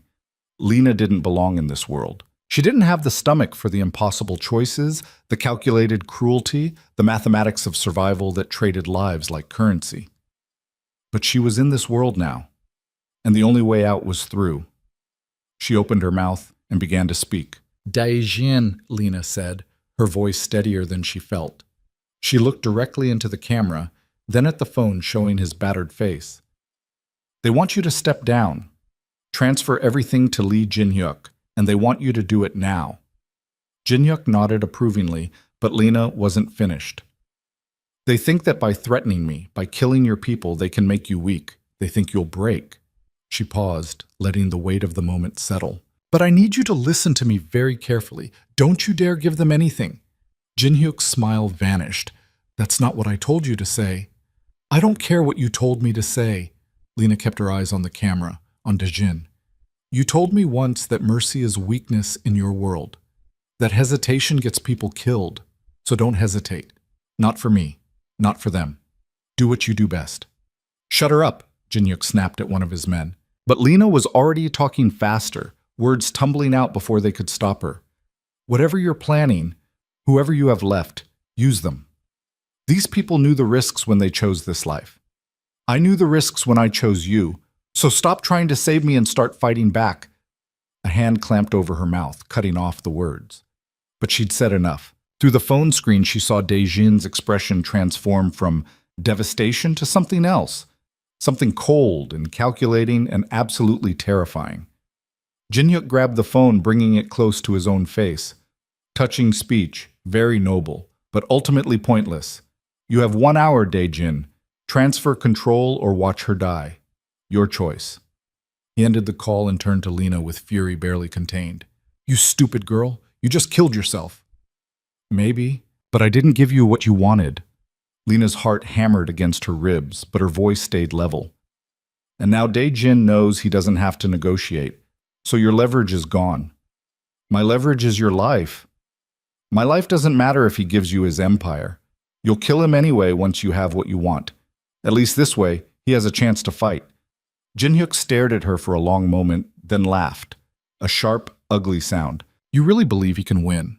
Against 3-to-1 odds, with his organization fractured, his resources scattered?" "I believe he's survived worse, and I believe you're scared or you wouldn't need hostages." The slap came fast, snapping her head to the side. Her cheek exploded with pain, blood filling her mouth from a split lip. Beside her, the woman made a small sound of fear, and the young man kept crying quietly. "Take her to the other room," Jin-hyuk ordered, "and make sure she understands the consequences of her heroics." 2 men grabbed Lena's chair, dragging it backward across the concrete floor. She caught a glimpse of the woman's face, terrified but somehow grateful, like Lena had bought her a few more minutes of life. The other room was smaller, darker, with a drain in the center of the floor that made Lena's stomach turn. They cut her zip ties only to retie her hands to a pipe overhead, leaving her standing on her toes, shoulders already screaming. Jin-hyuk followed them in, rolling up his sleeves with deliberate precision. "Here's what's going to happen. I'm going to hurt you, not enough to kill, but enough that you'll beg me to let you make another video, one where you actually follow instructions. He won't negotiate. I meant what I said. Then you'll die for nothing." Jin-hyuk picked up something from a table Lena couldn't see. She heard metal clinking. "But first, you'll suffer, and we'll record every second. When Daejin sees what refusing to cooperate cost you, maybe he'll reconsider. Or maybe it'll make him angry enough to tear down this entire building with you in it. Such faith. Let's see how long it lasts." The first blow hit her ribs. something hard and unforgiving that drove the air from her lungs. The second followed before she could breathe again. By the third, she was gasping, trying not to scream, and failing. Time stopped meaning anything. There was only pain, sharp and dull, burning and aching, layering on itself until Lena couldn't tell where one injury ended and another began. She heard herself making sounds, animal noises of hurt that barely sounded human. Through it all, Jin-hyuk kept talking in that same calm, conversational tone, about how disappointed he was, about how this could have been easy, about how Dae-jin would eventually break once he saw the footage. Lena stopped listening. Instead, she focused on staying conscious, on not giving him the satisfaction of complete surrender. She thought about Dae-jin's face when he'd kissed her, about the morning they'd had terrible coffee and laughed about nothing, about the way he'd looked at her like she was oxygen in a suffocating world. She thought about surviving long enough to see him again. Jin-hyuk finally stepped back, breathing hard from exertion. Lena hung from her bound wrists, every part of her screaming, blood dripping from various cuts to pool on the floor by the drain. "Still defiant?" he asked, almost admiringly. "Remarkable. Most people break much faster." Lena spat blood at his feet. "Go to hell," he smiled. "I'll give you some time to reconsider. Think about whether your pride is worth dying for." He left, and the door clanged shut behind him. Lena was alone with the pain and the dripping water, and the terrible certainty that Jin-hyuk would make good on his threats. She didn't know how long she hung there, long enough for her shoulders to go numb, for the adrenaline to fade, for the reality of her situation to fully sink in. She was going to die here. Maybe not today, but soon. And there was nothing she could do about it. The door opened again.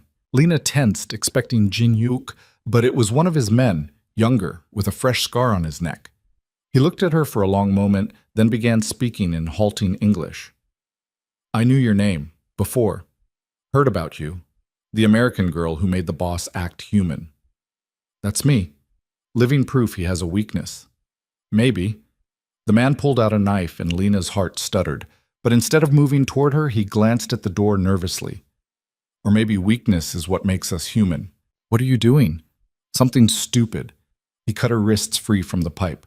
Lena collapsed, her legs giving out, and he caught her awkwardly. "Jin-hyuk is wrong.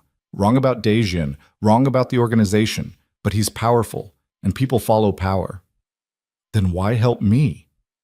"Because Dae-jin once saved my sister, paid for her cancer treatment when she had no one else. He didn't have to do that. But he did." The man helped her to a sitting position, pressing a bottle of water into her shaking hands. "He's not perfect, but he's better than Jin-hyuk, and I owe him." Lena drank, the water stinging her split lip but feeling like salvation. "Can you get me out?" "No, too many guards, too much security, but I can tell you that backup is coming. Dae-jin's people are mobilizing. They'll hit this location soon." "How soon?" "Minutes, maybe less. Jin-hyuk doesn't know. Our communications are compromised." He pressed something into her hand, a small knife, the kind that could be concealed. "When the shooting starts, get to cover. Stay down. Don't try to be a hero." "What about you?" "I'll survive, or I won't. Either way, I did the right thing." He stood, checking the door again. "I have to go. When they come for you again, pretend I didn't help. Act weak. Make them think you've given up." "Thank you," Lena whispered. He nodded once and left, locking the door behind him. Lena tucked the knife into her waistband, covering it with her shirt, then slumped against the wall in a position that probably looked worse than it felt. She didn't have to wait long. The explosion came from somewhere above them, a deep boom that shook the walls and sent dust raining from the ceiling. Shouts erupted, followed by the unmistakable sound of gunfire. The door burst open. Jin-hyuk stood there, his composure finally cracked, face twisted with rage. "Get up, now! You're my exit strategy."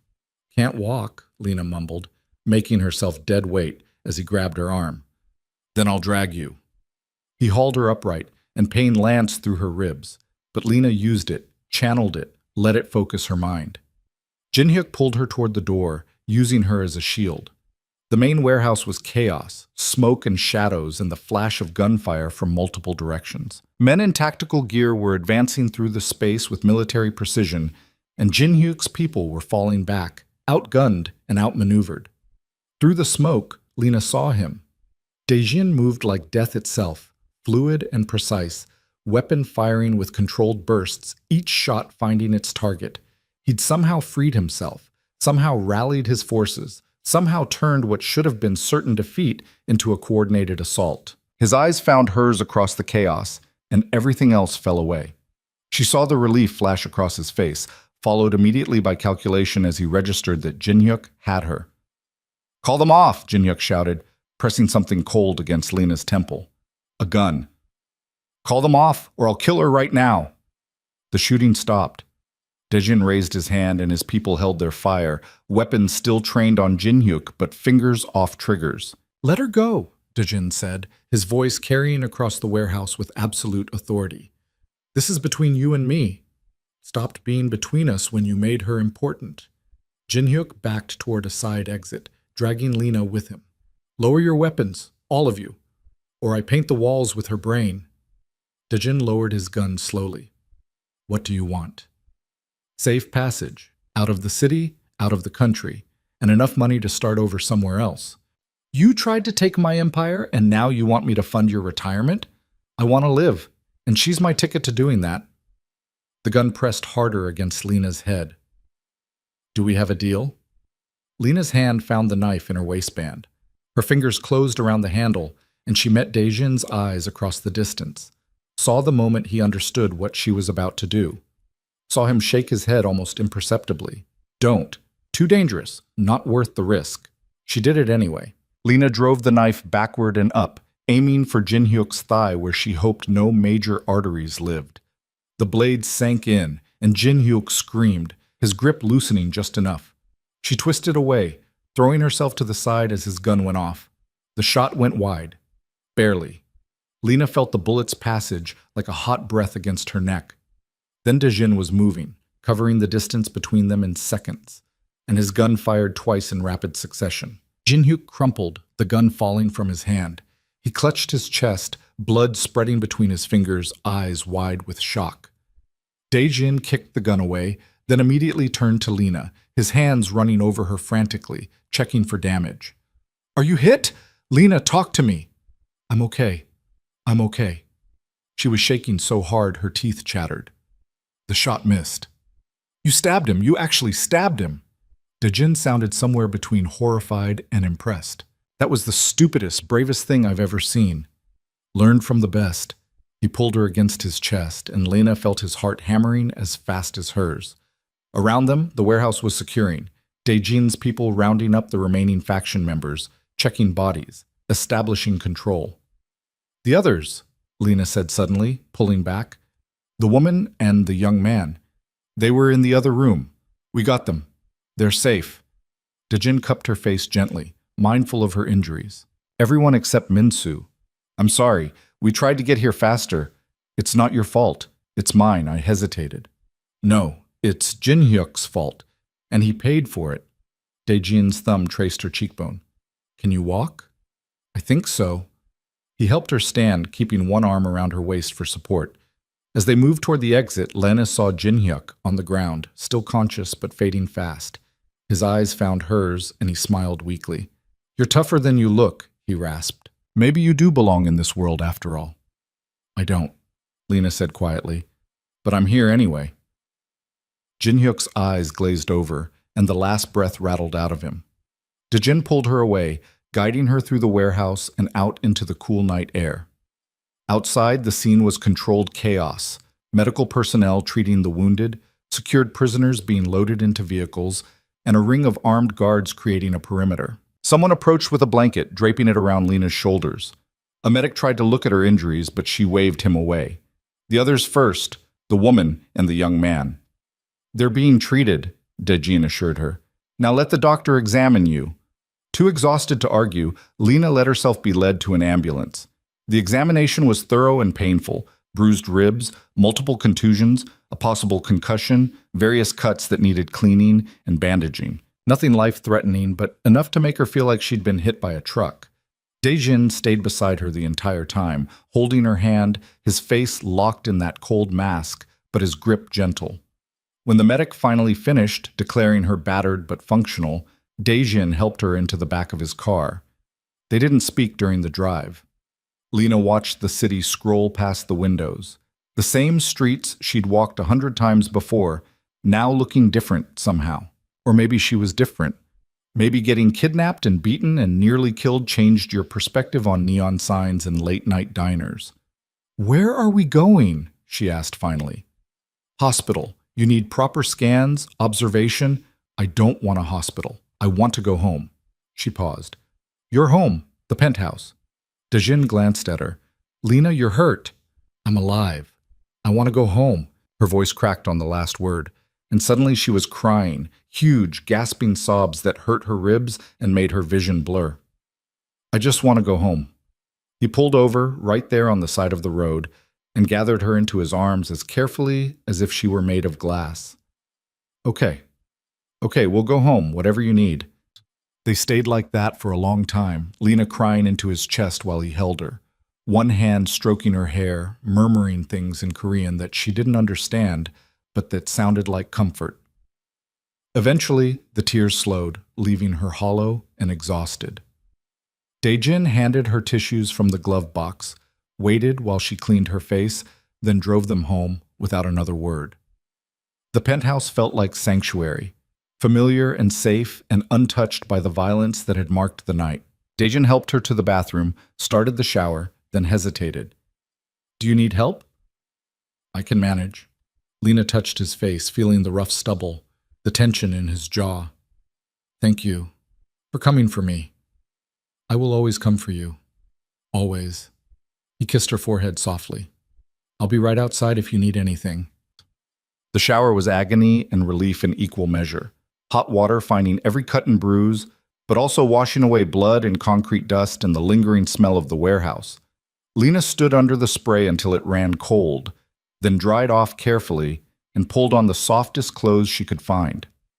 Dejin was in the kitchen when she emerged, making tea with the focused intensity of someone who needed something to do with his hands. He'd changed out of his tactical gear into clean clothes, but she could see blood on his knuckles and a new bruise forming on his jaw. "Sit," he said, pulling out a chair. "The doctor said you should keep ice on your ribs." Lena sat, accepting the ice pack he handed her. "You're hurt too." "Nothing serious. I've had worse." "That's not as reassuring as you think it is." A ghost of a smile crossed his face. He set tea in front of her, green tea, the expensive kind that actually tasted good, and sat down across from her. For a moment they just looked at each other, two people who'd somehow survived a night that should have killed them both. "What you did was insane," Dajin said finally. "Telling me not to negotiate, stabbing Jinhyuk, all of it." "I know." "You could have died." "I know that too." Lena sipped her tea, welcoming the warmth. "But if I'd done what Jinhyuk wanted, you'd have lost everything. And he would have killed us all anyway once he got what he needed. At least my way, you had a chance." "My way?" Dejin leaned forward. "Lena, there is no my way in this. You're not a soldier, not an operative. You're what? A waitress? A civilian?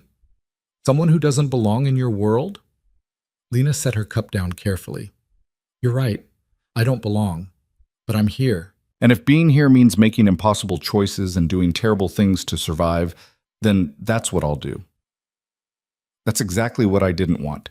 For you to become hard like me, to lose whatever goodness. I'm not losing anything. I'm adapting. There's a difference." She reached across the table, taking his hand. "You spent our whole relationship trying to shield me from the worst parts of your life. But tonight proved that won't work. If I'm going to be with you, I need to be strong enough to handle it." Dejin's fingers tightened around hers. "I don't want you to have to be that strong. I want you to be safe, happy. I can't be happy if you're dead. And I can't be safe if I'm naive about what your life requires." Lena held his gaze. "So stop trying to protect me from reality. Trust me to handle it. You shouldn't have to handle it. But I do. We both do. So let's stop pretending otherwise." They sat in silence, hands joined across the table, the weight of everything that had happened settling between them. Eventually Dejin spoke, his voice rough. "When I saw you on that video, zip-tied in that warehouse, I felt something break inside me. Not fear, not anger, something worse. I realized that if they killed you, nothing else would matter. Not the organization, not revenge, not survival, nothing. Dejin, let me finish. I've spent my entire adult life building power, consolidating control, becoming someone people fear. And in one night, it almost cost me the only thing that actually matters. He stood, moving around the table to kneel beside her chair. I love you. I know it's too soon. I know the circumstances are insane, but I love you. And I need you to know that. Lena's breath caught. The words hung in the air between them, huge and terrifying and impossible to take back. You love me, she repeated, testing the shape of it. Yes. Even though I'm reckless and stubborn and completely wrong for your life? Because you're those things. Because you challenge me and refuse to let me hide behind what I am. Because when I'm with you, I remember what it's like to be human. He took both her hands in his. I love you, Lena Carter, and I'm asking you to stay. Not temporarily, not until things calm down. Stay with me. Build something real with me. Lena looked at him.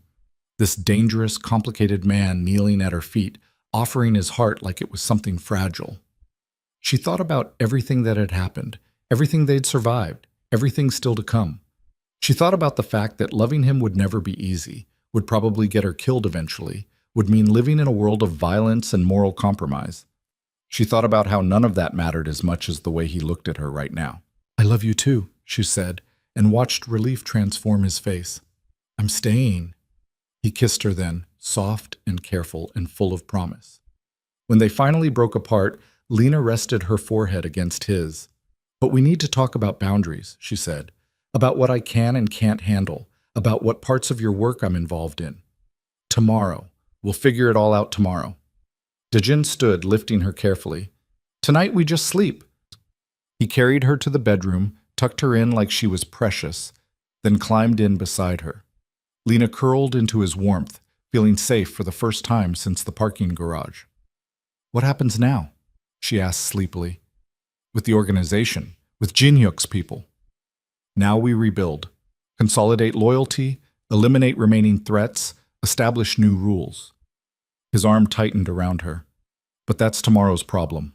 Tonight, we survived. That's enough. Lena closed her eyes, listening to his heartbeat, and let herself believe him. They'd survived. Barely, bloodied, traumatized, but alive and together. Tomorrow they could deal with the fallout. Tomorrow they could figure out how to navigate this impossible relationship in an impossible world. Tonight, they just held each other and breathed and were grateful for another day. Morning came too soon, bringing sunlight that felt wrong somehow. Too bright, too normal for people who'd spent the previous night covered in blood. Lena woke to the smell of coffee and the distant sound of Dejin's voice speaking rapid Korean on the phone. She sat up slowly, inventorying her injuries. Everything hurt, but it was manageable pain, the kind you could breathe through. She found Dejin in the living room, dressed in a clean suit, looking like he'd already been up for hours. Probably had been. He ended the call when he saw her. You should be resting. I've rested enough. Lena accepted the coffee he handed her, settling carefully onto the couch. What's happening? Cleanup. Jin-hyuk's remaining supporters are being identified and dealt with. The ones who want to pledge loyalty can stay. The ones who don't. He left the sentence unfinished. Are being killed. Are being encouraged to find employment elsewhere, permanently. Dejin sat beside her. I know you don't like it. I don't have to like it to understand it's necessary. Lena sipped her coffee. But I need to know something. The man who helped me. Young, scar on his neck. Is he safe? Dejin's expression shifted slightly. He came forward this morning, confessed what he'd done, expected to be punished. A pause. I promoted him instead. Anyone willing to risk their life to do the right thing deserves recognition, not a bullet. Relief flooded through Lena. Thank you. Don't thank me for basic decency. He set his own cup down. I've been thinking about what you said last night, about boundaries, about what you can handle. We need to have that conversation. Okay, so let's have it. Dejin ran a hand through his hair, a gesture Lena had learned meant he was uncomfortable.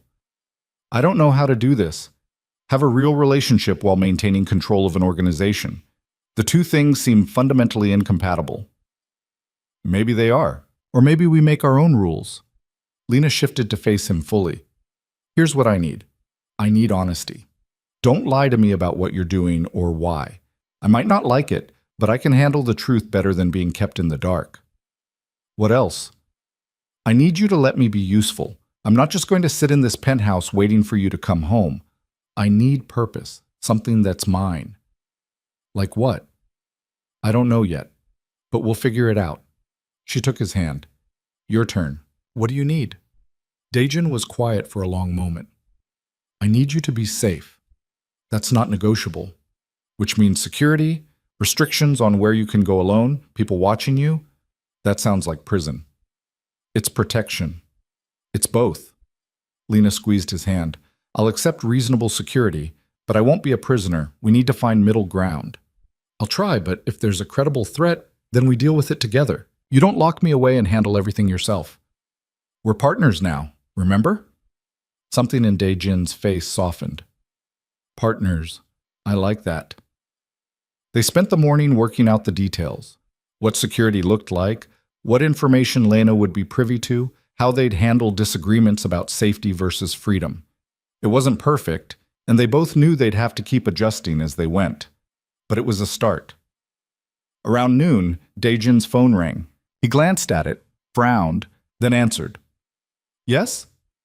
Lena watched his expression change as he listened. Surprise, then calculation, then something she couldn't quite read. He said a few words in Korean, then hung up. That was Park Industries, Soyeon's father. He wants to meet. Why? He didn't say, but it's not going to be friendly. Daejin stood, already shifting into business mode. I need to take this meeting. It's political, important for the organization's standing. I'm coming with you. Lena, partners, remember? If this is about us, about the engagement you ended, then I should be there. Daejin looked like he wanted to argue, but something in her expression stopped him. It could get ugly. Park doesn't lose gracefully. Neither do I. Let's go. The meeting was in a private dining room at one of the city's most expensive restaurants, the kind of place where they didn't list prices on the menu and the waitstaff moved like ghosts. Park Soyeon and her father were already seated when Lena and Daejin arrived. Park Chul-soo was exactly what Lena expected. Mid-60s, expensive suit, the kind of face that had spent decades giving orders and never hearing no. He looked at Lena like she was something unpleasant he'd found on his shoe. Soyeon, for her part, looked furious but controlled, her hands folded carefully on the table. Daejin, Park said, not standing, and you brought your companion. Lena Carter, Lena said, extending her hand with more confidence than she felt. Nice to meet you. Park ignored the hand. Sit. We have business to discuss. Daejin pulled out a chair for Lena, then sat beside her, positioning himself between her and Park like a barrier. You called this meeting. Talk. Very well. I'll be direct. Park's eyes were cold. You've embarrassed my family. The engagement between you and Soyeon was a business arrangement, yes, but it was also a statement of alliance. By ending it publicly, you've undermined my position and weakened our mutual interests. Your interests, not mine. I never agreed to that engagement. My father did, when I was too young to have a say. Your father built this organization on strategic partnerships. You're destroying what he created for a woman you barely know. I'm building something different, something better. Park laughed, sharp and cutting. Better? You've had a faction revolt in the last month. You've lost key supporters. Your organization is fracturing while you play house with an American waitress. Lena felt Daejin tense beside her, but she spoke before he could. You're right that I'm a waitress. Or I was. You're also right that we barely know each other. But what you're wrong about is thinking that makes what we have less real or less important. I wasn't speaking to you. Too bad, because I'm speaking to you. Lena leaned forward. You see me as a problem to be managed, but I'm not going anywhere. And Daejin isn't backing down. So the question is whether you want to spend your energy fighting us, or whether you want to find a way to work together. Park's eyes narrowed. Presumptuous. Daejin, control your woman. She's not my woman. She's my partner. Daejin's voice was ice. And she's right. I'm done with arranged marriages and political alliances that treat people like chess pieces. You can either accept that and maintain our business relationship, or you can walk away. Your choice. Walk away from decades of partnership, from the infrastructure our families built together? If that's what it takes, yes. Soyeon finally spoke, her voice tight. Father, maybe we should… Be quiet, Soyeon. Park didn't even look at her. Daejin, you're making a mistake. This woman is a liability. She's already been kidnapped once, used against you.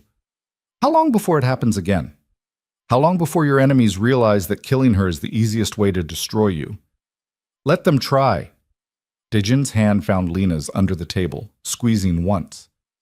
I've eliminated one faction. I'll eliminate others as they come, and anyone who touches her signs their own death warrant.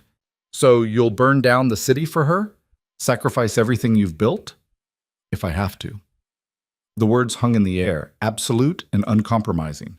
Park stared at Daejin like he was seeing him for the first time, reassessing what he thought he knew. You really mean that, Park said finally. You'd actually throw everything away. I'd trade everything for her safety. Yes.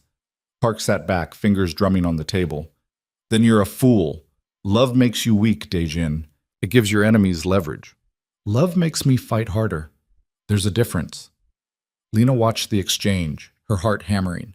She'd known Daejin cared about her, but hearing him say it so plainly to someone as powerful as Park, it was both terrifying and thrilling. Soyeon's eyes were fixed on her plate, her face carefully neutral. But Lena caught the tightness around her mouth, the white-knuckle grip on her napkin. Soyeon, Lena said quietly, are you okay? Finally, Soyeon looked up. Why do you care? Because you're clearly not happy with any of this. And I get the feeling you didn't have much say in the engagement either. I had enough say. I understood my duty to my family. Duty and happiness aren't the same thing.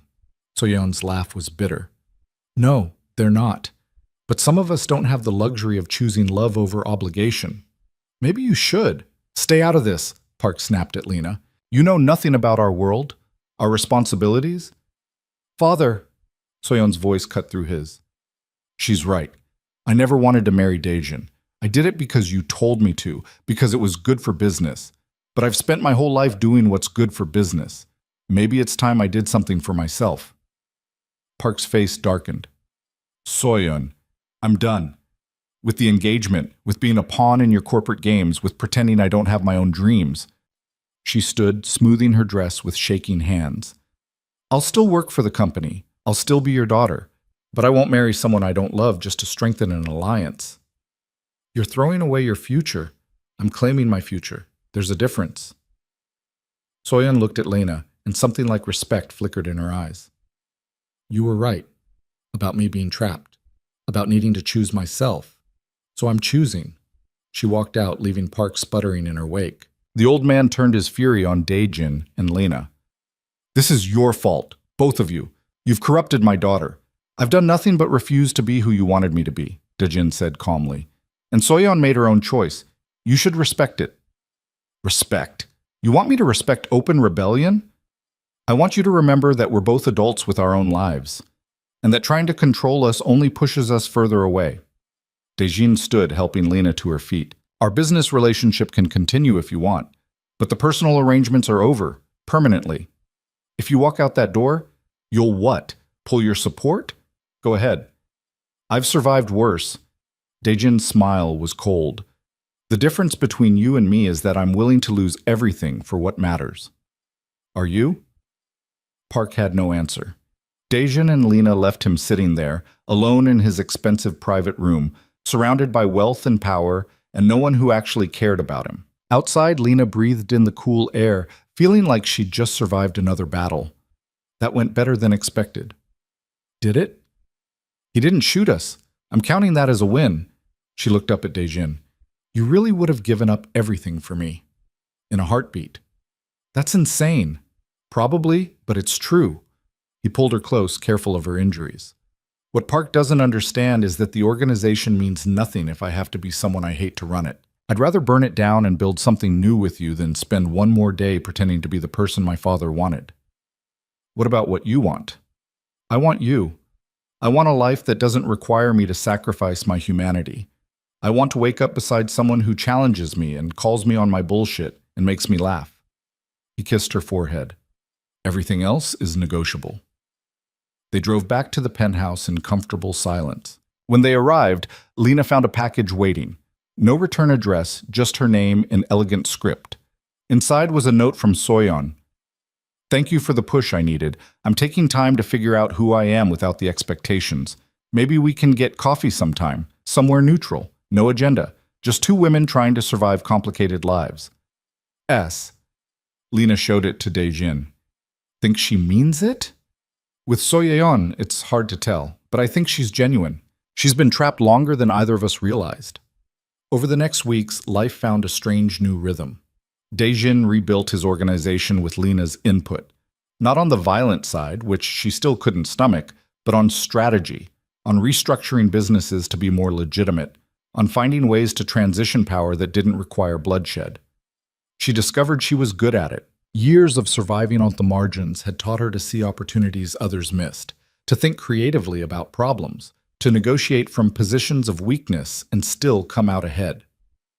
Daejin's people were initially skeptical of her involvement, but after she brokered a deal that saved the organization millions and prevented a territory war, their skepticism turned to grudging respect. Lena found her purpose in the spaces between Daejin's world and the legitimate one, helping people transition out of crime when they wanted to, creating opportunities for those trapped by circumstance, using the organization's resources for something other than violence. It wasn't perfect. There were still nights when Daejin came home with blood on his hands, still decisions that had to be made that she couldn't agree with. They fought about it sometimes, brutal, honest arguments where neither pulled punches. But they also learned to navigate those fights, to disagree without destroying each other, to find compromise even when everything in them wanted to stand firm. 3 months after the warehouse, Lena met Soyeon for coffee. The younger woman looked different, less polished, more relaxed, wearing jeans and a sweater instead of designer armor. I enrolled in art school, Soyeon said, stirring her latte. My father was furious, but I realized I've spent my whole life doing what he wanted. Time to do what I want. What do you want? To paint, to create things that matter to me, to date people I actually like instead of people who strengthen business alliances. She smiled wryly. Turns out rebellion is contagious. Good. You deserve to be happy. So do you. Soyeon looked at her seriously. Are you? Happy, I mean. With Daejin? With that life? Lena thought about it. Happy is probably the wrong word. Fulfilled, maybe. Challenged, terrified sometimes. But also more alive than I've ever been. That's something. Soyeon paused. I owe you an apology for how I treated you, for the things I said. You were protecting yourself. I get it. Still, you didn't deserve my venom, and you were right about me being trapped, about needing to choose myself. So thank you. They talked for another hour, two women who had nothing in common except proximity to the same complicated man, finding unexpected common ground. When they parted, Lena felt like she'd gained something rare, a friend who understood the impossible balancing act of loving dangerous men while trying to maintain your own identity. 6 months in, the young man from the warehouse, Junho, Lena learned his name was, approached her with a proposal. He wanted to start a community center in one of the rougher neighborhoods, a place where kids could go after school to stay out of trouble. He had the passion, but not the resources. Lena brought the idea to Daejin over dinner. He listened without interrupting, then sat back thoughtfully. You want to use organization money to fund a community center. I want to invest in preventing the next generation from ending up where we are, where you were. Lena met his eyes. You talk about wanting to be better. Here's a chance to actually do it. It's a risk. Money that could go to legitimate business ventures or security, being spent on kids who need hope more than they need another dealer on their corner. She reached across the table. Please, let me do this. Daejin was quiet for a long moment. Then, okay, on one condition. What? I want to be involved, not just as a donor, but actually present. I want to see what difference we're making. Lena blinked in surprise. You want to volunteer at a community center? Is that so hard to believe? A little, yeah. He smiled, that rare, real smile that still made her heart skip. Maybe I'm tired of only being the villain. Maybe I want to be something else too. The community center opened 4 months later.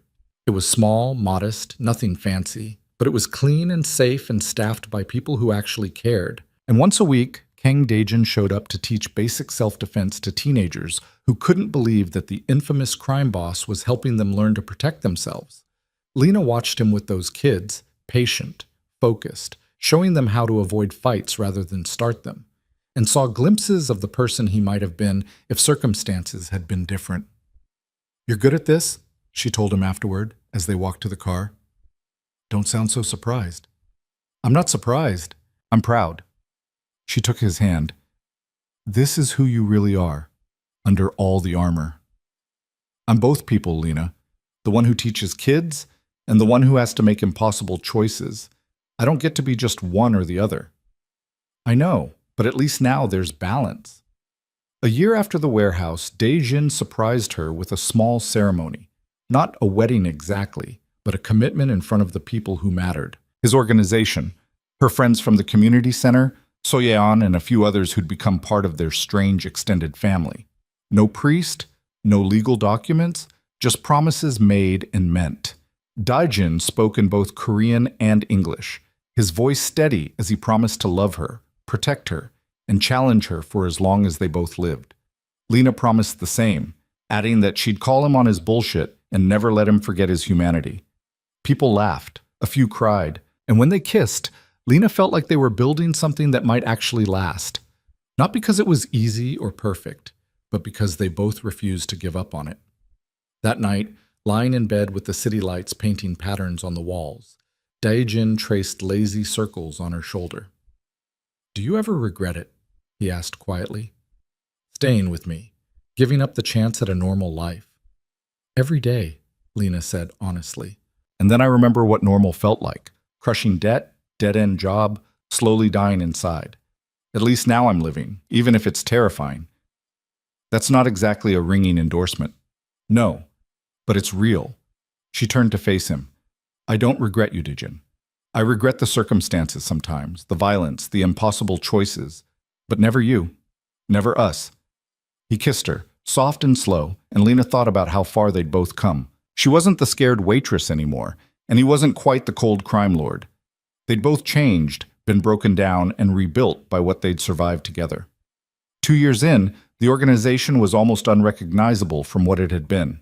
Still powerful, still sometimes violent, but also more strategic, more invested in legitimate business, more focused on protecting people than exploiting them. It wasn't perfect. Lena had long since given up on perfect, but it was better. Daejin still had to make calls she hated, still had to eliminate threats and maintain control through fear when necessary. But he also funded 3 more community centers, helped transition dozens of people out of criminal life, and personally mentored young men who reminded him of himself, angry, trapped, looking for a way out. Lena ran interference between the criminal world and the legitimate one, finding ways to launder not just money, but people, giving them second chances and new identities. She became known as someone you could trust if you wanted out, which made some people in the organization nervous but earned her Daejin's complete support. They fought sometimes, brutal, exhausting arguments about where to draw lines, what was acceptable, how much compromise was too much. But they also learned that fighting didn't mean ending, that you could disagree fundamentally and still choose each other. On their second anniversary, not of marriage, but of that first coffee date that had started everything, Daejin took her to the grind.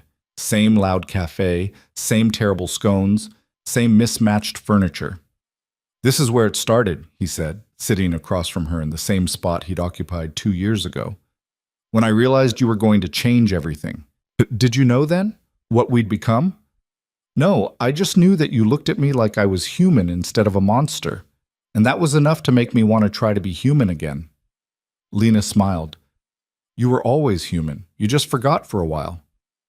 "You reminded me. You keep reminding me, every day." They sat there drinking terrible coffee and watching students stress over exams. And Lena thought about how strange life was. How one random night, one act of violence prevented, One kiss given in defiance could spiral into something that looked almost like redemption. She'd never stop being scared. Probably never would. The world they lived in was too dangerous, too unpredictable, too ready to tear everything apart at any moment. But fear was just part of the package now, like Daejin's scars or her nightmares or the security detail that followed them everywhere. "What are you thinking?" Daejin asked, watching her face. "That I'm happy. Actually, genuinely happy. And that terrifies me more than anything else." "Because you're waiting for it to be taken away?" "Because I never thought I'd get here. Never thought I'd have something worth losing." She reached across the table. "But I'm here anyway. We're here, and that's enough." Daejin's hand closed around hers, warm and solid and real. "It's more than enough. It's everything." They left the grind hand in hand, walking into the neon-soaked night that had brought them together. Around them, the city hummed with life, beautiful and ugly, dangerous and full of possibility, exactly like the life they'd built together. Lena didn't know what tomorrow would bring. More challenges, probably. More impossible choices and moral compromises and moments where she'd question everything. But she also knew that whatever came, they'd face it together. Two imperfect people who'd found something perfect in each other. She'd started as a waitress running from attackers in an alley. Now she was partner to a crime lord, founder of community centers, bridge between worlds that weren't supposed to touch. She'd become someone she never imagined she could be, strong in ways she never knew existed. And if sometimes she missed the simplicity of pouring coffee and going home alone, well, that was the price of choosing to live instead of just survive. She'd paid it willingly and would pay it again. Daejin pulled her closer as they walked, and Lena leaned into him, breathing in the scent of his cologne mixed with the city's particular cocktail of exhaust and possibility. This was her life now, complicated, dangerous, sometimes beautiful, always real. She wouldn't change it for anything. In the distance, sirens wailed. The city never stopped moving, never stopped demanding, never stopped pushing people to their limits and beyond. But tonight, walking through streets that had once terrified her beside the man who'd somehow become her home, Lena felt invincible. They'd survived everything thrown at them: faction revolts, kidnappings, political maneuvering, their own worst impulses. They'd been tested in ways that should have broken them and had come out stronger on the other side. Not because they were perfect, not because love conquered all or any of that fairy tale nonsense, but because they'd chosen each other again and again, even when it was hard. Especially when it was hard. And in a world built on fear and power and violence, that choice was its own kind of rebellion, its own kind of victory. Lena squeezed Daejin's hand and he squeezed back, and they kept walking into whatever came next, together, flawed, human, and unbreakable in the ways that mattered most. The city lights reflected in puddles on the pavement, turning water into mirrors of fire. Somewhere, someone was starting their own story, making their own impossible choices, learning that life rarely gave you what you expected, but sometimes, if you were brave enough, crazy enough, stubborn enough, it gave you what you needed. Lena had needed to be strong. She'd needed to be challenged. She'd needed someone who saw past her circumstances to who she could become. And she'd found all of that in the last place she'd ever thought to look. In return, she'd given Daejin something he'd needed even more desperately: a reason to be more than the sum of his worst deeds. A mirror that reflected not just the monster, but the man. A future that looked different from the past that had shaped him. They were both works in progress, probably always would be. But they were progressing together, and that made all the difference. As they reached their car, Daejin paused, turning to face her fully. The streetlight painted him in gold and shadow, highlighting the sharp planes of his face, the softness in his eyes that he saved only for her. "I love you," he said, simple and true. "I love you too," Lena replied, meaning it with every fiber of her being. They got in the car and drove home through the city that had made them and broken them and ultimately brought them together. And if the road ahead was uncertain, if tomorrow might bring new threats or impossible challenges, well, they'd survived worse. They'd survived this too, together.